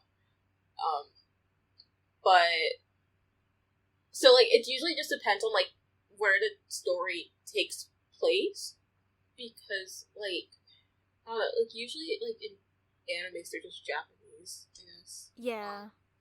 Like I think that's why. And then also there's like something about like culture, and then like Yeah, no, you bring up a good point though, just because like I feel like identity can be shown through like specific like locations and such, and then like just in general, if like I guess like Japanese is the default, I don't know. If they aren't specified, then I guess we can assume that these characters are like Asian or just Japanese. yeah, like they'll tell you if someone is not Japanese. Like they'll Yeah. tell you. Like Right. Yeah, that makes like sense. sorry, I'm like laughing. No, you're fine. It's just because I'm like thinking about everything I've watched, and like every time someone is not, they'll like tell They'll point it out. like Which is kind of interesting though. Like that just makes me think, cuz like most Asian countries are homogenous versus like America, where they're like, even though America is like consists of white people, I think the country itself is there's definitely like a global majority of diverse people in the US. Yeah.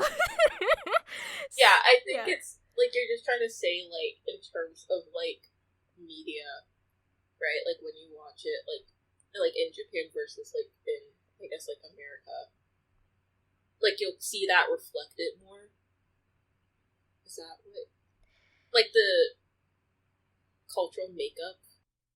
Okay. Yeah. So it's just interesting to notice that at least like a side character that is like at least like a darker skin tone than like its majority of its cast, I guess. And like just seeing that like represented um in a way of, I don't know, like it's I don't think there's anything necessarily wrong with that, but it's like it's I guess it's like kind of equivalent to like the person of color best friend, if that makes sense.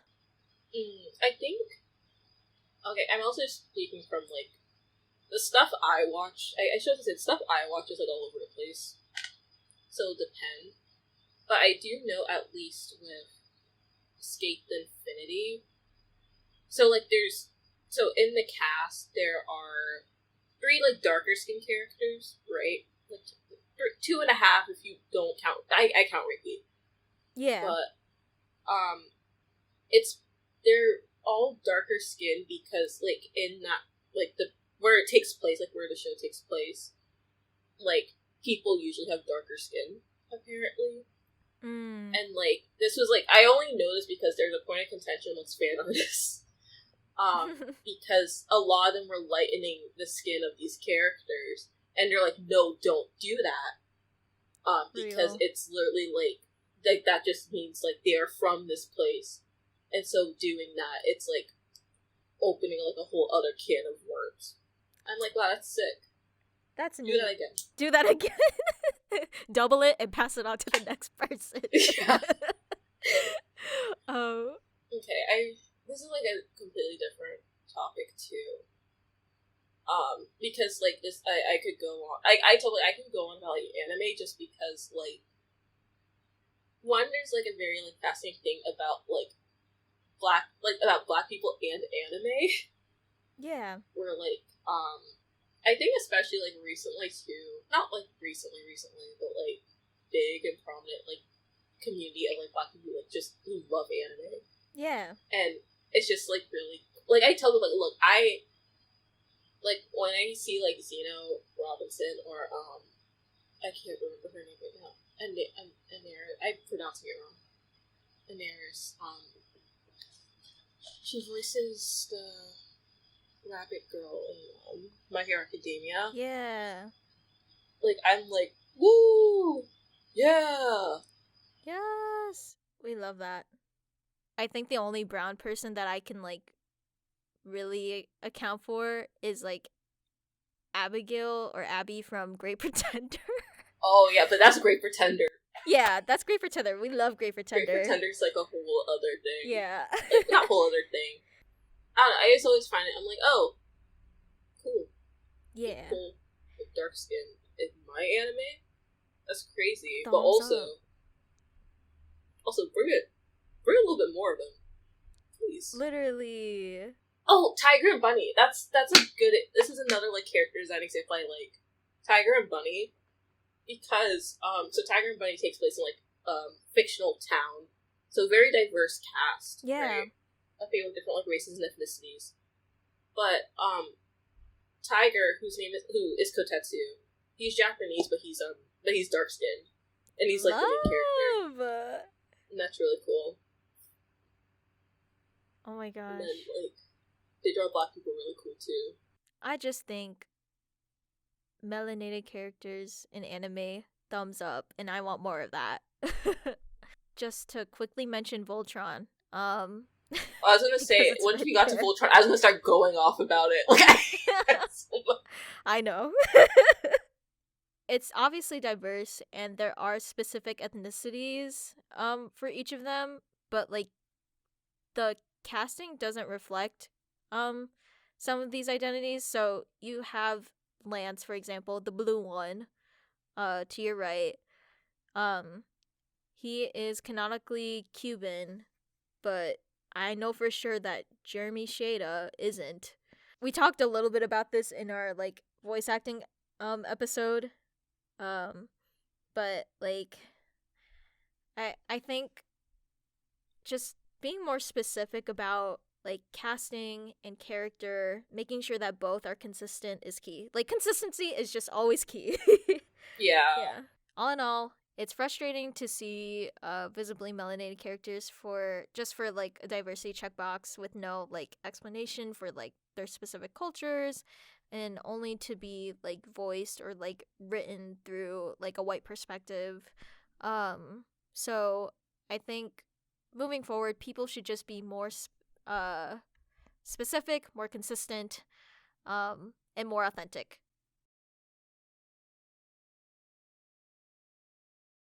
Yeah, so I mean, just all in all, these examples just lead to messy and vague interpretations of like just people of color in general, and just like the erasure of like what these characters could be in a cultural sense.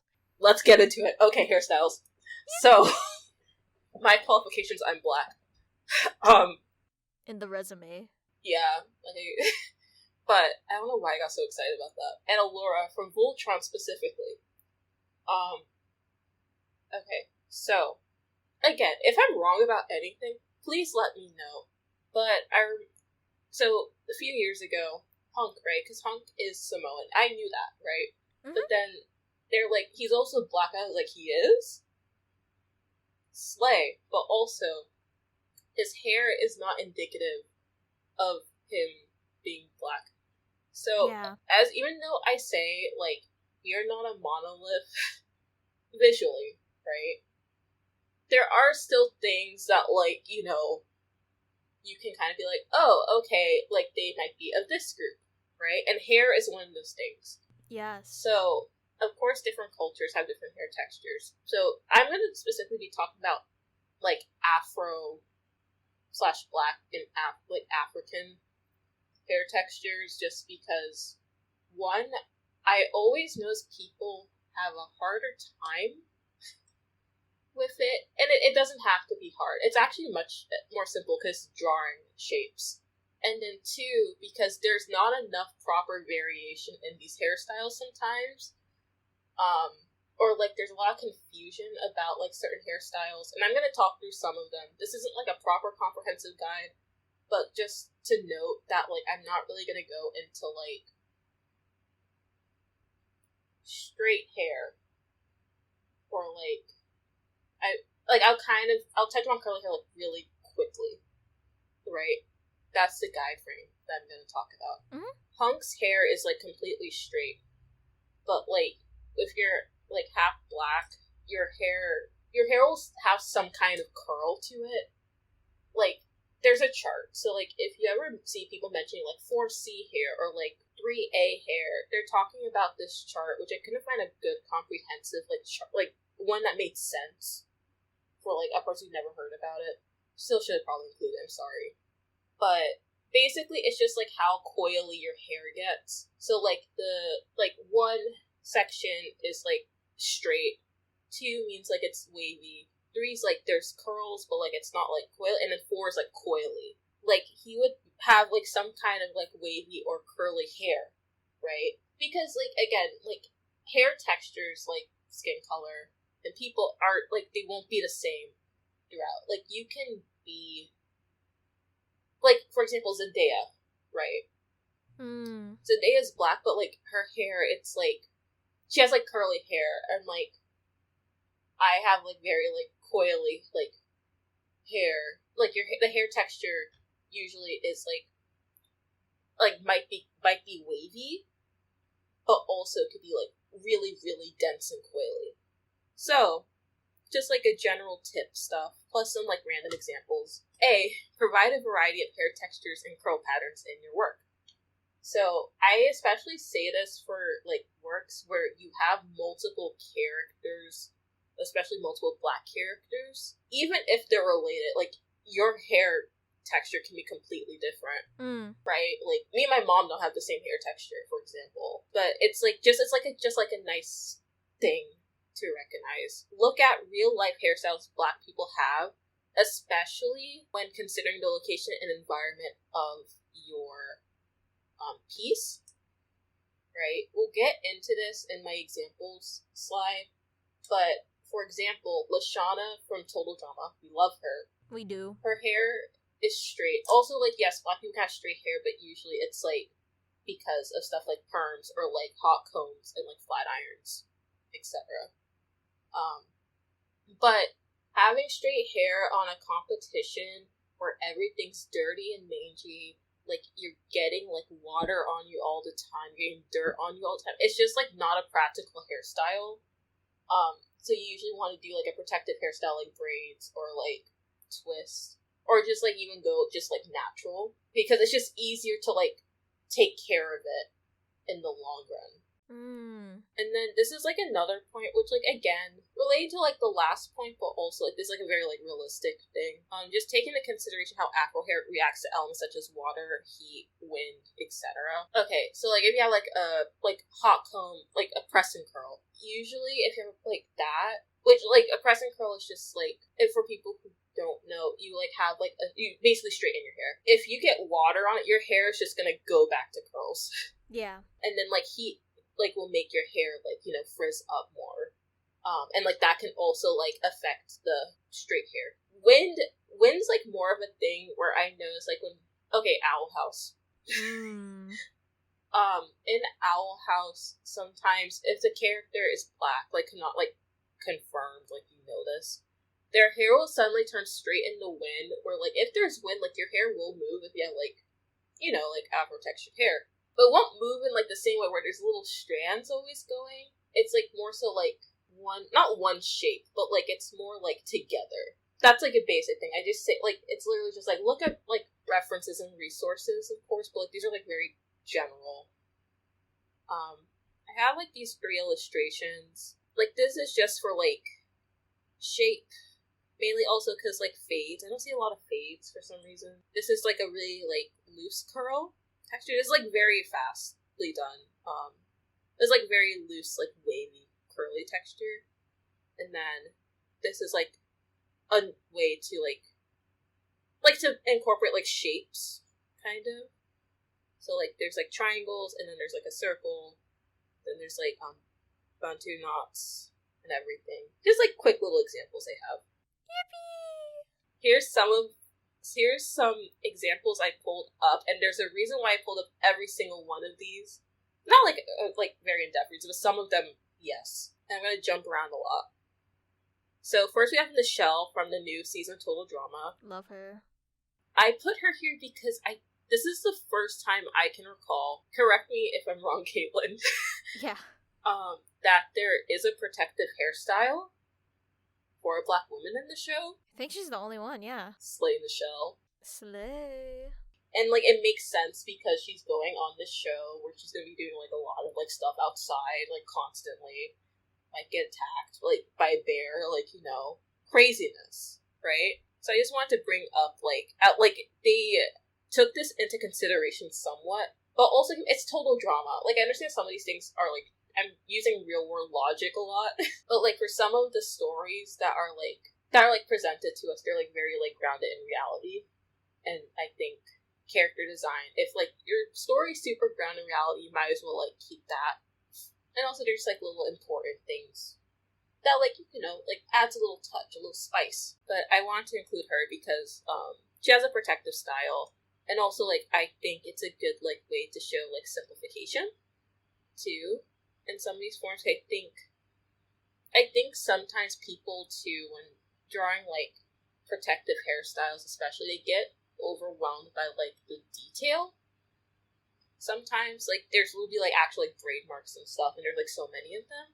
But, like, you can literally, like, you can indicate hairstyle, like, very easily. But we have Hobie from Spider-Verse. I was also gonna put, Margot or Spider-Bite here, too, because she has, like, a whole sequence where she's changing her hair constantly. But I also want more, like, male examples, because I struggled for some reason. But Hobie is really cool because he has, wicks, which aren't, like, as common of, like, a hairstyle shown in animation, or, like, even really in media as much, too. So I thought that was really cool. And, like, the shapes are really nice and everything. Yeah, if people have been calling them locks, that's fine, but, like, because it's, like, the formation's very similar, like, it's literally, like, it's very similar, but they're wicks, because they're, like, bigger, and, like, just, like, the way that they're, like, more inconsistent. They don't always have to be inconsistent, but it's, like, important to his character, because he's an inconsistent person. Proud and Louder and Prouder, which I like the designs a lot of the show, especially compared to, like, the first Proud Family. They improved on, like, every design that, like, is new, both in terms of, like, their black character hair, which I chose this Maya and KG just because Maya has, cornrows, which Riley from Boondocks also has, too. But, like, especially, like, cause she has, like, this little bow piece, because, like, hair can be fun! Yeah, it's cute. Yeah. Like, I like the little red pieces, too. And then KG, I just like how, so Proud and Louder Prouder has, like, textured brushes, too. And so does, Young Love or Hair Love. I just think it's, like, also a very smart thing to do if you want, like, if you really want to show texture, you know? Yeah. Oh, Bryson, Craig at a Creek. I chose him because, okay, High Top Fades. There's a lot of characters with High Top Fades. I'm aware of that. I chose this because he has a design in his head, and I feel like you could do more designs with your hair. Adding, like, designs, especially, like, on the side, is, like, very common. And also he has a fade. I don't see a lot of fades, really, I realize. Echo. Let's talk about. I chose this one because of volume. All of these have, like, everyone's hair has volume. But I think Echo's especially just, like, it jumps out at me. Now, I will say this. This particular hairstyle, I don't have beef with it. I just think in video games especially, it's so common. Okay, originally this slide had, like, 5 examples of this exact hairstyle from different characters. 3 of which, including Echo, were from League of Legends. I want to talk about versatility in black hair, because even these examples don't encompass, like, everything that, like our hair can be. And so, like, that's when, like, when you have black characters, like, look at different hairstyles. Because, 1, it differentiates them more, and then 2, it's also good for silhouette for, like, character design, right? Like, Hobie and Miles Morales, we all know what Miles Morales looks like, that's why I include a picture from here. They have very different silhouettes because they have very different, like, hairstyles, right? And then same thing with, like, a lot of Craig of the Creek characters. Because Craig of the Creek is a really good show if you want, like, if you're curious of how to make cool afro hair, like black hairstyles with very simple shapes. With Echo's hair, it's, like, really good. Like, this hairstyle's good, right? I really like it. But, like, I think something awakened in game developers after seeing Black Panther for the first time and seeing Killmonger, and they're like, yo, we need that in every game. I'm so... Wow. Yeah, that makes sense. Which, again, not a bad hair. I enjoy this hairstyle. I just think, as someone who plays, who's a gamer, I only play The Sims and Animal Crossing.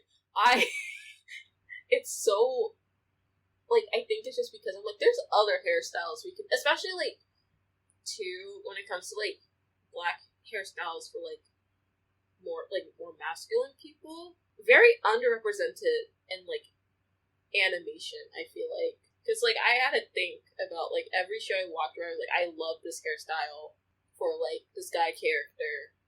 And it's, like, kind of fun. Or, like, it's, like, different a little bit. I know I have a high top fade on here. Don't question my logic. But I just think, like, I don't know, I want to see, like, more of that variety across, like, all, like, the whole, like, gender spectrum board. For sure. Yeah, which is why, again, I chose Echo because I think I like his a lot because it's not really, like, even to the side. His, like, this is from Arcane specifically, not from the video game League of Legends.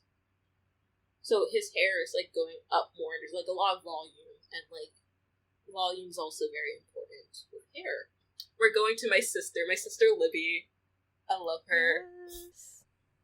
I chose Libby for, like, a few reasons. Like, number one, her hair changes mid-series, and she keeps her hair in braids.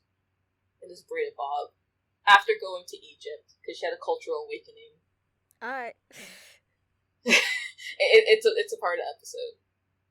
But, I think I like these two examples, mainly because, so this hairstyle over here with the bang, I had this exact hairstyle when I was younger. Oh. Like, it's so 2000s. It's, like, it reminds me of, there's, like, these very, I don't know if there's a name for it, but there's these very specific hairstyles that are so elaborate. I call them auntie hairstyles, right? Where, like, they're, like, so amazing because they're so elaborate. And, like, they'll have, like, the bang, like, this type of bang, and, like, the hair would be, like, up so high and be so elaborate with, like, curls. It's so beautiful. That's amazing. And, like, this also reminds me, because, too, like, I remember, like, so, like, there's, like, also a lot of, like, hairstyles where, like, basically it's, like, half the hair is, like, you know, like, a typical, like, black or afro, like, hairstyle, but then, like, one part would just be straight. Just for funsies, and it slays. Like, it's like the mix and match, you know? Yeah. It's like, yeah, assimilation, but, like, it's ours now, so, Reclaiming, yes. I chose this because, like, it's duality, you know? And then, like, also, the bob has, like, the braided texture, and it's, like, what, like, 2006? No, actually, ahead of its time. Like, they ate with that. Yes. Look at her. She's, like, posing and everything. We love Libby. We do. Okay. Next show example is Little Bill. Again, has, like, hairstyles that I remember, like, when I was younger. Like, this hairstyle from the sister. Every, like, black girl I know had this specific hairstyle at some point. Also, I chose this because, like, it's, like, very cut out art style. And so it's, like, again, you can get, like, those simple forms, or, like, you could have, like, an inference of form of a black hairstyle without, like, stressing so much about, like, detail. And then, like, I think this hairstyle's cute. With, like, that's the other thing. Accessories. Accessories are very important, They're too. so fun. Okay, yeah, like, her bows, like, the bows and everything. And they have, like, Michelle's, like, beads. And then you also have, like, lock cuffs and stuff. Like, all of those things are so, like, they just make it more fun. Or even, like, Mel from Arcane. I didn't put her here because, her hair confuses me, personally. I'm pretty sure she has, like, lock extensions that help make her hair. But I will say, when looking when designing a black character with like a hairstyle that's like a protective hairstyle, they won't change it immediately the next day unless if something crazy happened, right? And like so like for example, you wouldn't like a character would be like just got locks today, like, and it's like not like extension locks, and the next day they're like just brushed out my hair, like it wouldn't work exactly like that. A protective hairstyle is a really long-term hairstyle. Basically, everything presented is, like, at least for all, like, the girl characters, are, like, very protective hairstyles. Like, Hobie's hair wouldn't change overnight. Yeah, because, like, he has wigs, and, like, those are, like, that's, like, technically a protective hairstyle. Screen cap of hair love I chose because, okay, you have locks over here, and also a textured brush. You have a short hairstyle, which this hairstyle, I call this the mother. The mother. Love. My mom has this hairstyle. All my aunties have this hairstyle. That's the mother. There's nothing, like, you could do, like, a close cut, of course. And then, like, I love this. Like, just all the texture. And, like, it's, like, sister locks, which are, like, really tiny. And, like, you have, like, highlights and stuff, too. Don't be afraid of color. Like, look, there's, like, so many, like, different colored hair here. And it's so fun. And then, like, you have the classic Afro puffs. So cute. Oh, yeah, also, don't be confined by gender, too. I know I mentioned, like, there's not a lot of masculine hairstyles, but also, like, these hairstyles can be for anyone. I think that's what also gets people hung up on, like, more interesting, like, hairstyles for, like, their masculine characters. Like, they always choose the same thing. Go crazy, go wild. Hairstyles don't have gender. They don't. Get the box braid bob like my girl Be Libby. like Libby. Live like Libby. You're like, so right. Yeah, this is like a quick overview of like the hairstyles. Yeah. Hair coverings. These are very important for like two different reasons. Protective and then also religion. So do-rags, which is this. DJ was also wearing one, and then I don't know, maybe Tucker from Danny Phantom has one. Who knows? It's like a hat for him or something. I don't know. Love that. And bonnets. They're worn to just maintain like hairstyles for like afro hair overnight. So like do-rags, I like usually it's just like I see like people wear them, like people also wear them for fashion, right? Which I will say, if you're not black, you shouldn't be wearing them for fashion. Facts. But like people do that for some reason. Ew. Like I'm like, yeah, I know we're slaying, but like Don't slay if you're not black. yeah, that's what... You can slay while not being black, but in a different way. Yeah, exactly. Just not with a do-rag. Context. And then, like, a bonnet. Like, I have a bonnet. But, like, usually it's, like, people, like, use them to retain moisture because we have to, like, moisturize our hair a lot. Usually, like, if your hair is, like, gets more coily. Just because, like, moisture doesn't always retain as much. Which, like, it's just a help. Or silk pillowcase if you're rich. True. I just want to mention, I just noticed the spider web on the bonnet. I think that's pretty neat. Yeah, that's my boy Miles. I have to kind of I make love it up. And then there's also like other head coverings for like religious reasons. So, but yeah, this is a kippah. It's usually worn by Jewish men. They have to keep their head covered. Like I don't see this a lot in animation. True though, yeah. Or like I think if I did, it was like I usually saw like older. Wait, did I might have seen it on Rugrats. Probably actually, like yeah. maybe. But yeah, a kippah. And then there's also the hijab.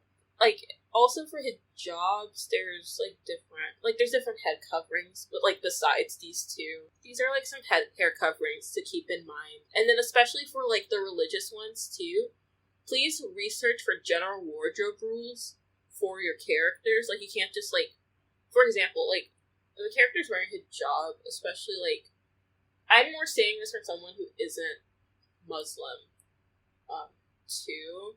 So, again, not the authority, it's just, I know, like, you have to, like, basically have all, like your arms covered, Yeah. and then, like, your legs covered, and everything. Like, just, like, be mindful of, like, religious, practices, like, that are Right. visually based. Leading into that, make sure to check your stereotypes. So, basically, just avoid, like, narratives of like harsh stereotypes without like just making it their full personality.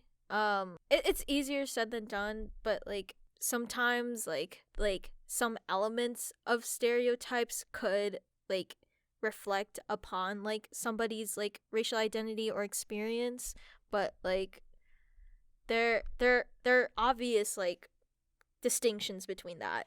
So obviously you don't want your character to be the butt of the joke. Pretty sure we've seen many examples of, for example, like even just like racially ambiguous characters being like the foreign character, or this character being othered because they're from like another country and their customs are different and it's weird or whatever, or exotic. So yeah, like it's easy to identify that a character is there simply to be comedic for being othered, to exotic, etc., or even just like used to fulfill a white character story, like as a supporting character. The character of color like dies or is like sexualized in some way.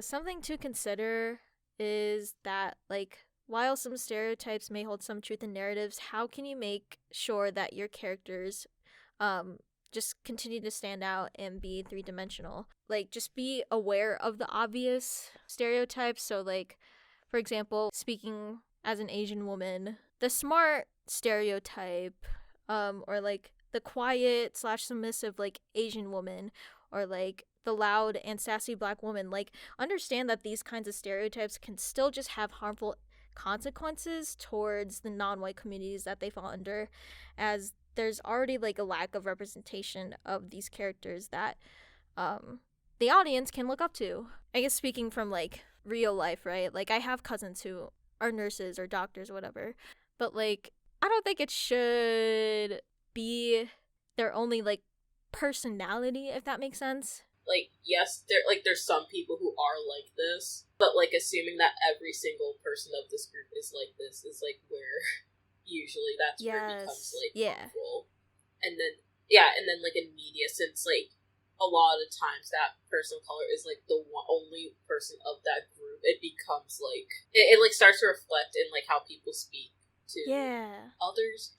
You know, give me some more depth about this character. Like if they are like, I guess if they are like quiet, like why are they quiet, you know? Or maybe like they're not smart and they actually are kind of a dumbass. I don't know. I'm just thinking of Jason Mendoza from The Good Place. I was gonna ask / bring this up. So like there's stereotypes and then there's archetypes and so then there's true. Tropes, right? Archetypes and tropes can stem from stereotypes either like directly from their words, like 1-to-1, or literally by doing the opposite. The black and nerdy trope, right? Or like this, like like that's like directly combating like dumb black person trope, like stereotype, or like the like kind of also the gangster, right? Like, those are combating. Or, like, when you were talking about, like, the smart Asian trope. Like, there's also a dumb Asian trope. Like, I do... like Jason or, like, Texas from Motor City.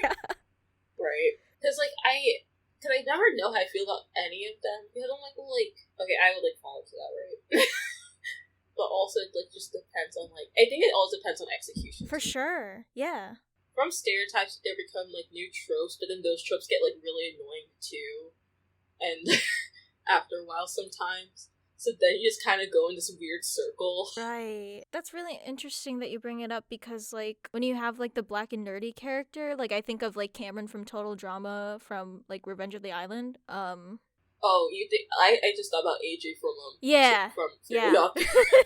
But then you also have Lightning, who's, like, the black jock. Yeah, no, it's definitely the both and again, where you kind of have to think about this in a positive and negative perspective. Now bringing up like the character Baljeet from Phineas and Ferb. Oh yeah. There was some like controversies around that. I feel like again, it all leads to who's making this character. Like obviously the creator of Phineas and Ferb is a white man or I guess two white men. Shout out to them actually, because they actually, or at least like Dan, like spoke about it like on TikTok a while ago about Baljeet taking this criticism in a like good way, in a positive light to like, and he was like fully receptive of that. Like he wasn't like complaining about it and such. I love Baljeet. Like I love all these characters, but then it's also like you just kind of have to also like criticize that these tropes shouldn't just like be the only default for people of color, basically. Yeah, I was gonna say total drama. Like, okay, Lashana. I love Yeah, Lashana. Everyone knows for sure. this. Yes. Like, you could argue it falls into like sassy black woman stereotype, and then like also like I don't know. Also too like with her name, it's like history lesson about total drama. Lashana is like partially based on the character LaFonda from Napoleon Dynamite, which the title character is the inspiration for Harold. LaFonda's name is like kind of like a joke on like black names not being like very like European all the time. I don't know, we get too creative with our names or something. I don't know.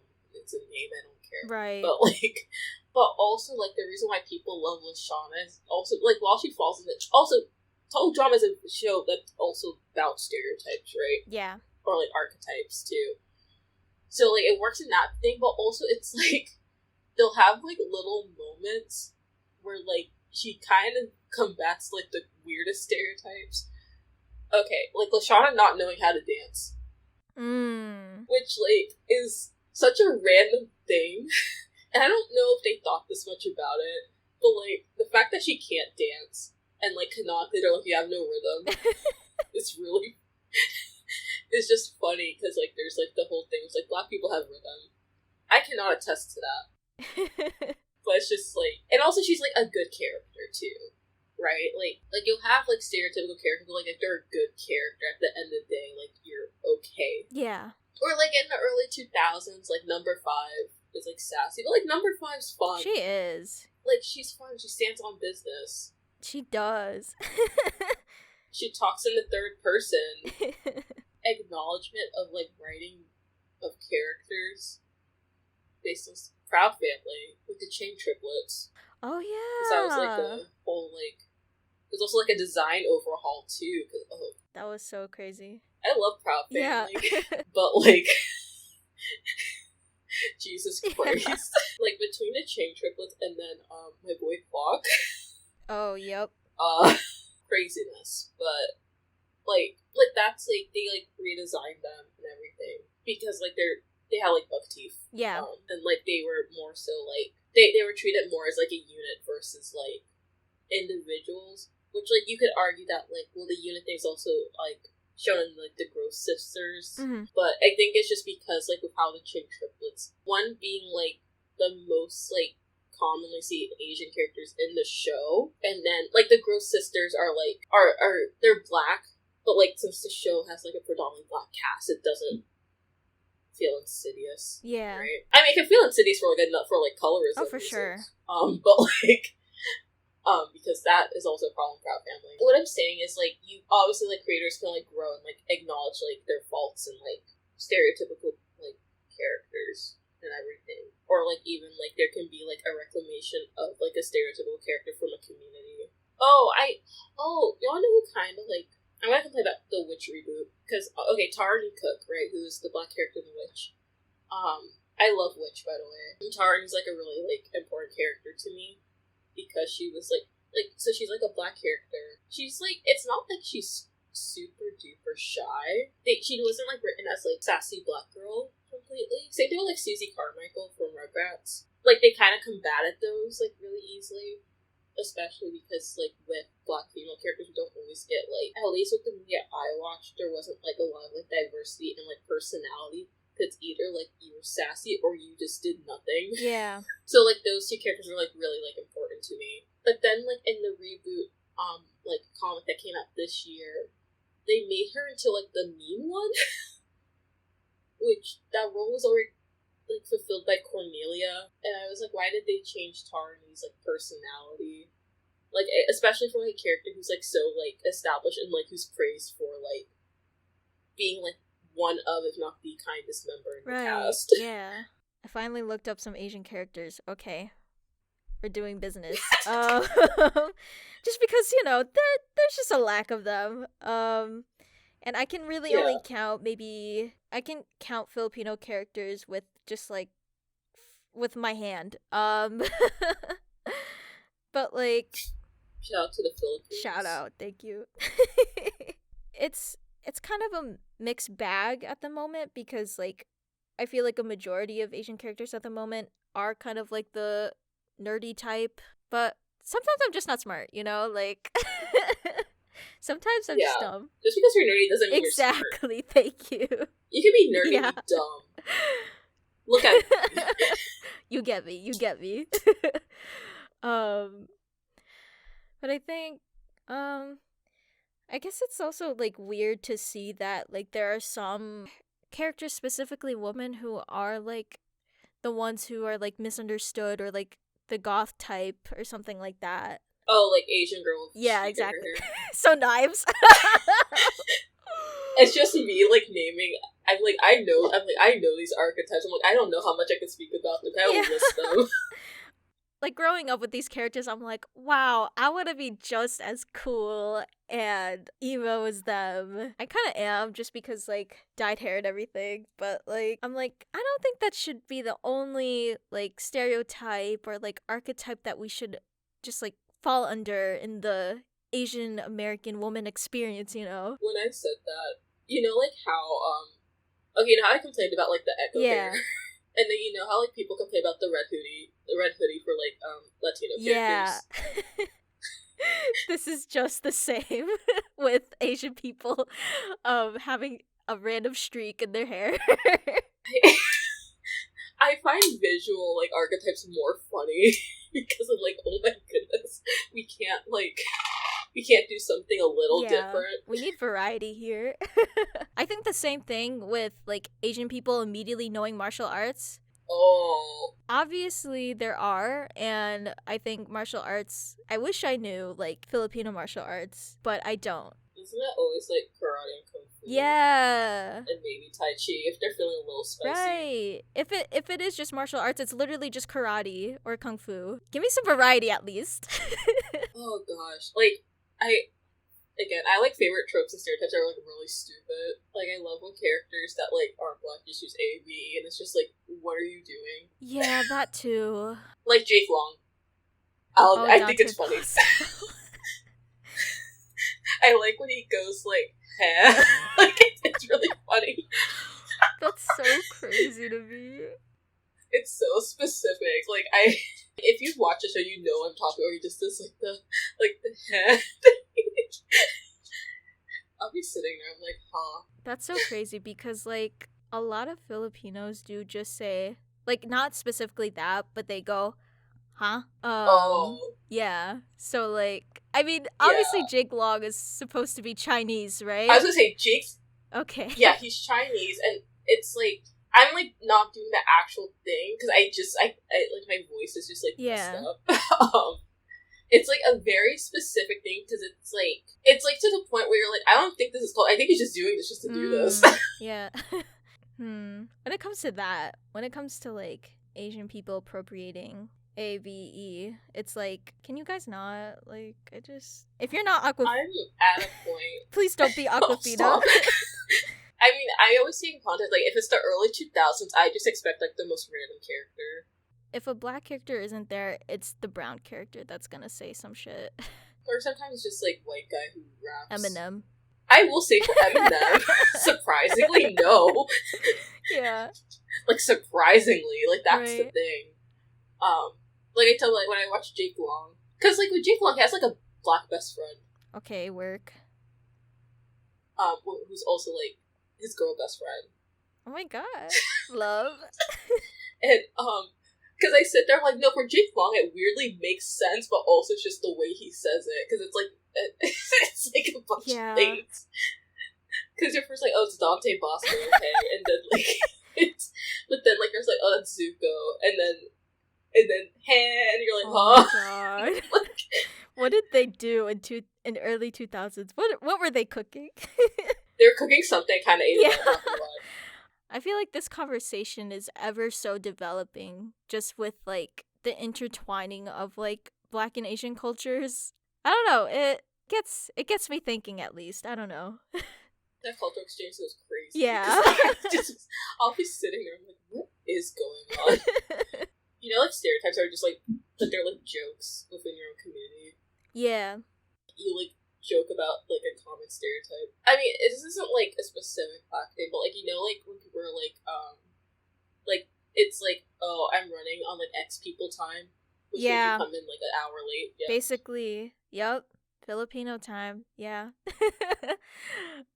Or, like, the cookie tin that ends up being just sewing, items in there. Yeah. Yeah. My family has the blue tin. Yeah, the blue tin, yeah.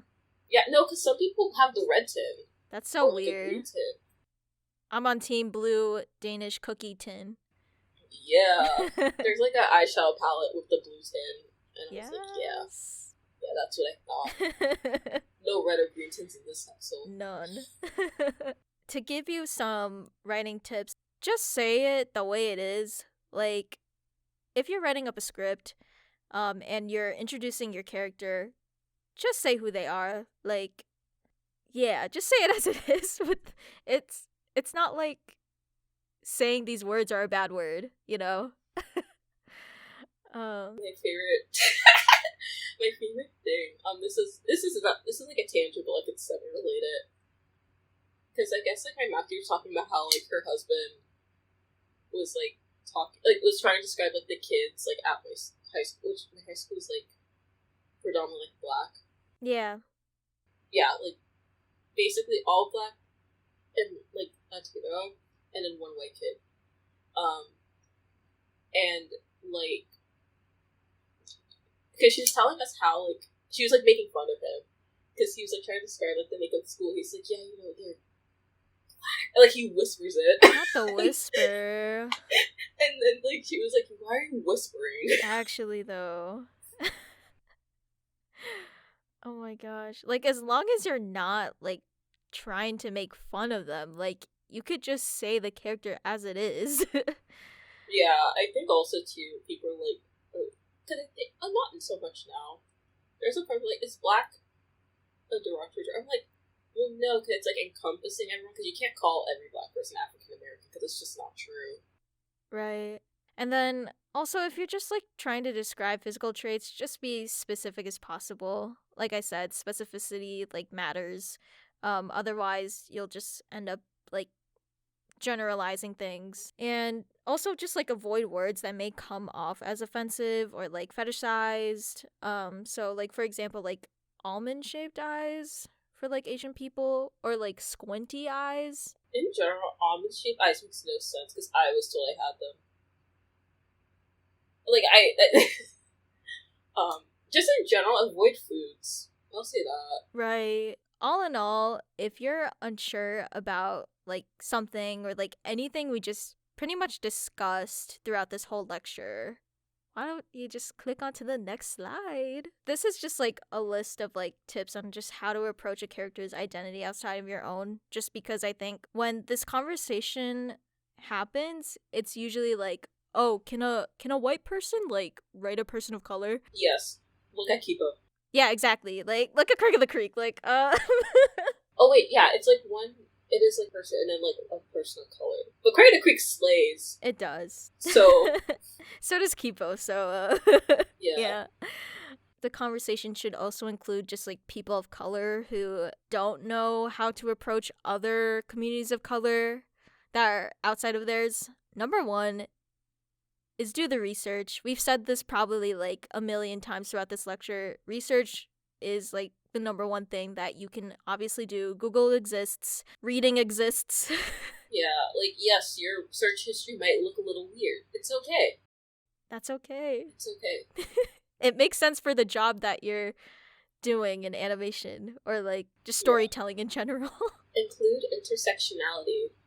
Yeah, because, you know, I think especially too, people forget that like all your identities combine into your overall experience in life. I don't know, people just always forget that. It's really interesting. No, actually. But like, so for example, I won't have the same experience in America like my dad. Yeah. based on gender. And then, like, even within my own community, it will be very different. And even, like, age affects like, things too. Right. So, like, people won't, like, I don't know, like, people might not take me seriously because they're like, you are a girl. Crosses arms. You're young, but not a baby. Whoever says that to you, I will punch them. Ugh. Anyways, keep going. This is hypothetical. No one ever said this to me. You got it, boss. Just want to make sure. It will literally inform your experiences on, like, okay, especially in, like, a context where your story is more based in reality, right? We're not talking about, like, Voltron or Winx Club where, like, there's, like, coding of characters, but, like, technically they're not, like, on Earth, like, in our Earth, where, like, we have, like, race constructs and everything, and, like, racism, really. It's not like that. It's more so like if you're in a story where, like, yeah, world history happened. That's crazy. Intersectionality, bada bing, bada boom. Exactly. When you create a character, it would be really cool if you put characters have intersecting identities. Yes. Instead of just checking off one box for each individual character. Disabilities exist. Like, people of color with disabilities exist. People of color with mental health issues exists. Shout out to me. Queer POC people exist, so it's really important to include all of those narratives with those, like, identities and such. Number 3, ask your peers, but respectfully. I don't think anybody should be afraid to ask just because you're learning, but I think that also comes with accountability, right? Of, like, you're doing the research, you're first at least explaining yourself, and, like, as you're, like, trying to understand a specific, like, concept or something. It's like a double-edged sword of, like, it's awesome that, like, people should go to the right people for, like, that kind of expertise. Like, obviously, like, you have, like, for example, for, like, Encanto, you have, like, your, like, cultural team for, like, Colombia, right? But if you're, like, asking a friend, like, that's okay too. Just don't be, like, overbearing about it, as they're not, like, your expert in any other shape or form. I think a good way to, like, let's say you don't have, like, just, like, instead of, like, let's say you don't have, like, a friend or, like, someone who could really help you, like, directly, but, like, you need to, like, you know, get other people, like, on the interwebs. Just do, like, a general call. Like, don't, like, go into someone's, like, messages and be like, hey, I know you're part of X group. Can you read this over? Don't do that. That's a block. Like, just do, like, a general call, or, like, just ask her, or, like, ask her, like, hey, like, would you be comfortable, like, XYZ? Because, like, sometimes you don't want to, like, I think especially when it comes to, like, things that are more traumatic, too. Right. If it's, like, a general thing, I still would say, like, be polite. Yeah. Too. Because, again, people aren't a monolith. Like, it will depend on how specific, like, something is going. Like, what you're writing. Like, you can't, like, don't come to me, for example, if you're writing about, like, a culture in Africa. I won't know anything. Because I'm not, like, my nationality, like, culture isn't African. Just don't really assume until, like, you actually know, you know? Just make sure that you've also just, like, kind of also exhausted your resources, too. It's good to ask multiple people besides just, like, relying on your one friend. Yeah, because also if you ask multiple people, you can, like, if you just want, like, a general idea, you will get the general idea from multiple people, because there might be similarities, or there will be differences. Like, eventually, once you get all those perspectives, I feel like you're able to at least have an idea and, like, use your judgment that way. Number 4, hire artists and writers to identify. Okay, so Craig of the Creek, right? Yeah. We mentioned that show a lot. The reason why it, like, in terms of, like, you know, showcasing, like, Black culture and Black hairstyles is because they have a lot of Black people on their team. Yes. To, like, represent those things. And, like, even though the creators themselves aren't Black, but, like, they have a Black character, have a staff that's, like, a lot of Black people, artists and writers that, like, are in, you're making this story about, can help, like, fill in some of those, like, cultural gaps and everything. Or, like, anything that'd be like, oh, that's, like, weird. Craig of the Creek's the only example I really have. Oh, and then Kipo. Like, both of them, I think. Well, Kipo's not really always, like, complete about, like, a cultural thing. It's just, like, but there is, like, a lot of Black people involved in Kipo. Yeah. I mean, obviously I haven't done the research, But I feel like I wish I could say the same with like Avatar, for example. Oh yeah, Yeah. it like at least just like get people who like are in that group, and even like not even like voice actors too, because like voice actors usually about like something and be like, hey, I think this is kind of weird, or like, hey, I think this would be really cool. Oh, for sure, yeah. What sucks, like, okay, think about like Infinity Train, like Jessie, and how like Jessie's like indigenous like heritage. Oh, Be yeah. shown. Mm-hmm. But that was like because of higher ups. Yeah, like higher ups were like, oh no, don't show him going to the powwow. I hate it here. Or like or he mentioned the powwow, but there's like something else that they wouldn't let him say, or like That's so weird mention. and messed up. Which that's just like a dialogue thing too, because like you can argue that Jessie is like an ambiguously raced character, but like since they're purposely putting in like in terms of design, since they're putting inferences in the dialogue, pirates are weird. They are. Most of them are just a bunch of old white people. Oh, wait.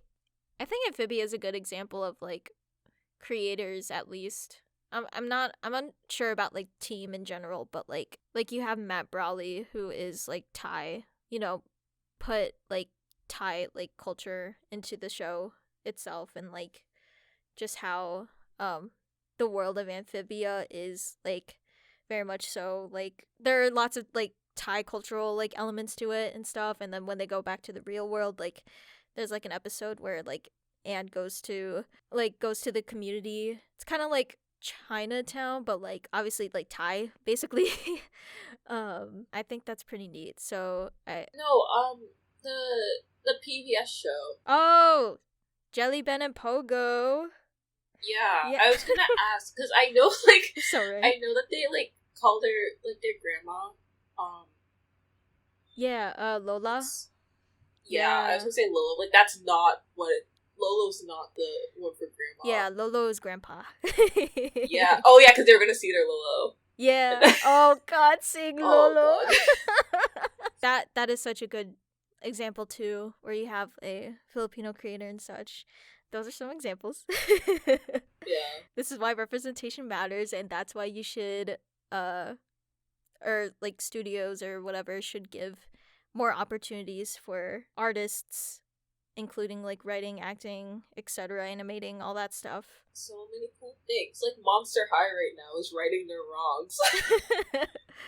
in terms of like weird racial stuff. Yeah. It's just fun. It is. It'll be so much fun if you hired people of color. I want a job. I want a job too. This is not like a call for me to get a job. I'm just saying, like, manifesting jobs for us.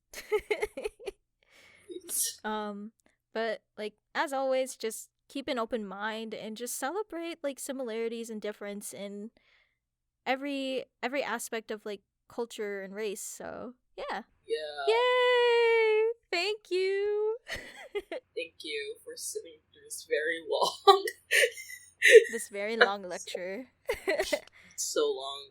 But well needed. If you made it this far, thank you so much for listening and watching, actually.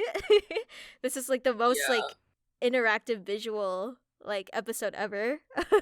Yeah, and even then you don't have to like watch it, which is nice. Yeah, let us know in the comments what you all think and your thoughts on this lecture. Do you guys want more lectures? Let us know. If we do more, my stuff will be more organized. Your stuff was great. It wasn't. Thank you. I'll just take it. Please. Like we said before, resources will be in the description. So please go check that out. If you want to do like some research and such. If you need like more visual examples, I'll have some. Well, thank you all for listening to this episode of the 1224 podcast. We'll see you all in the next episode. I'm Kate. I'm Shay. See you next year. See you next year, and have a good holiday. Bye. Bye.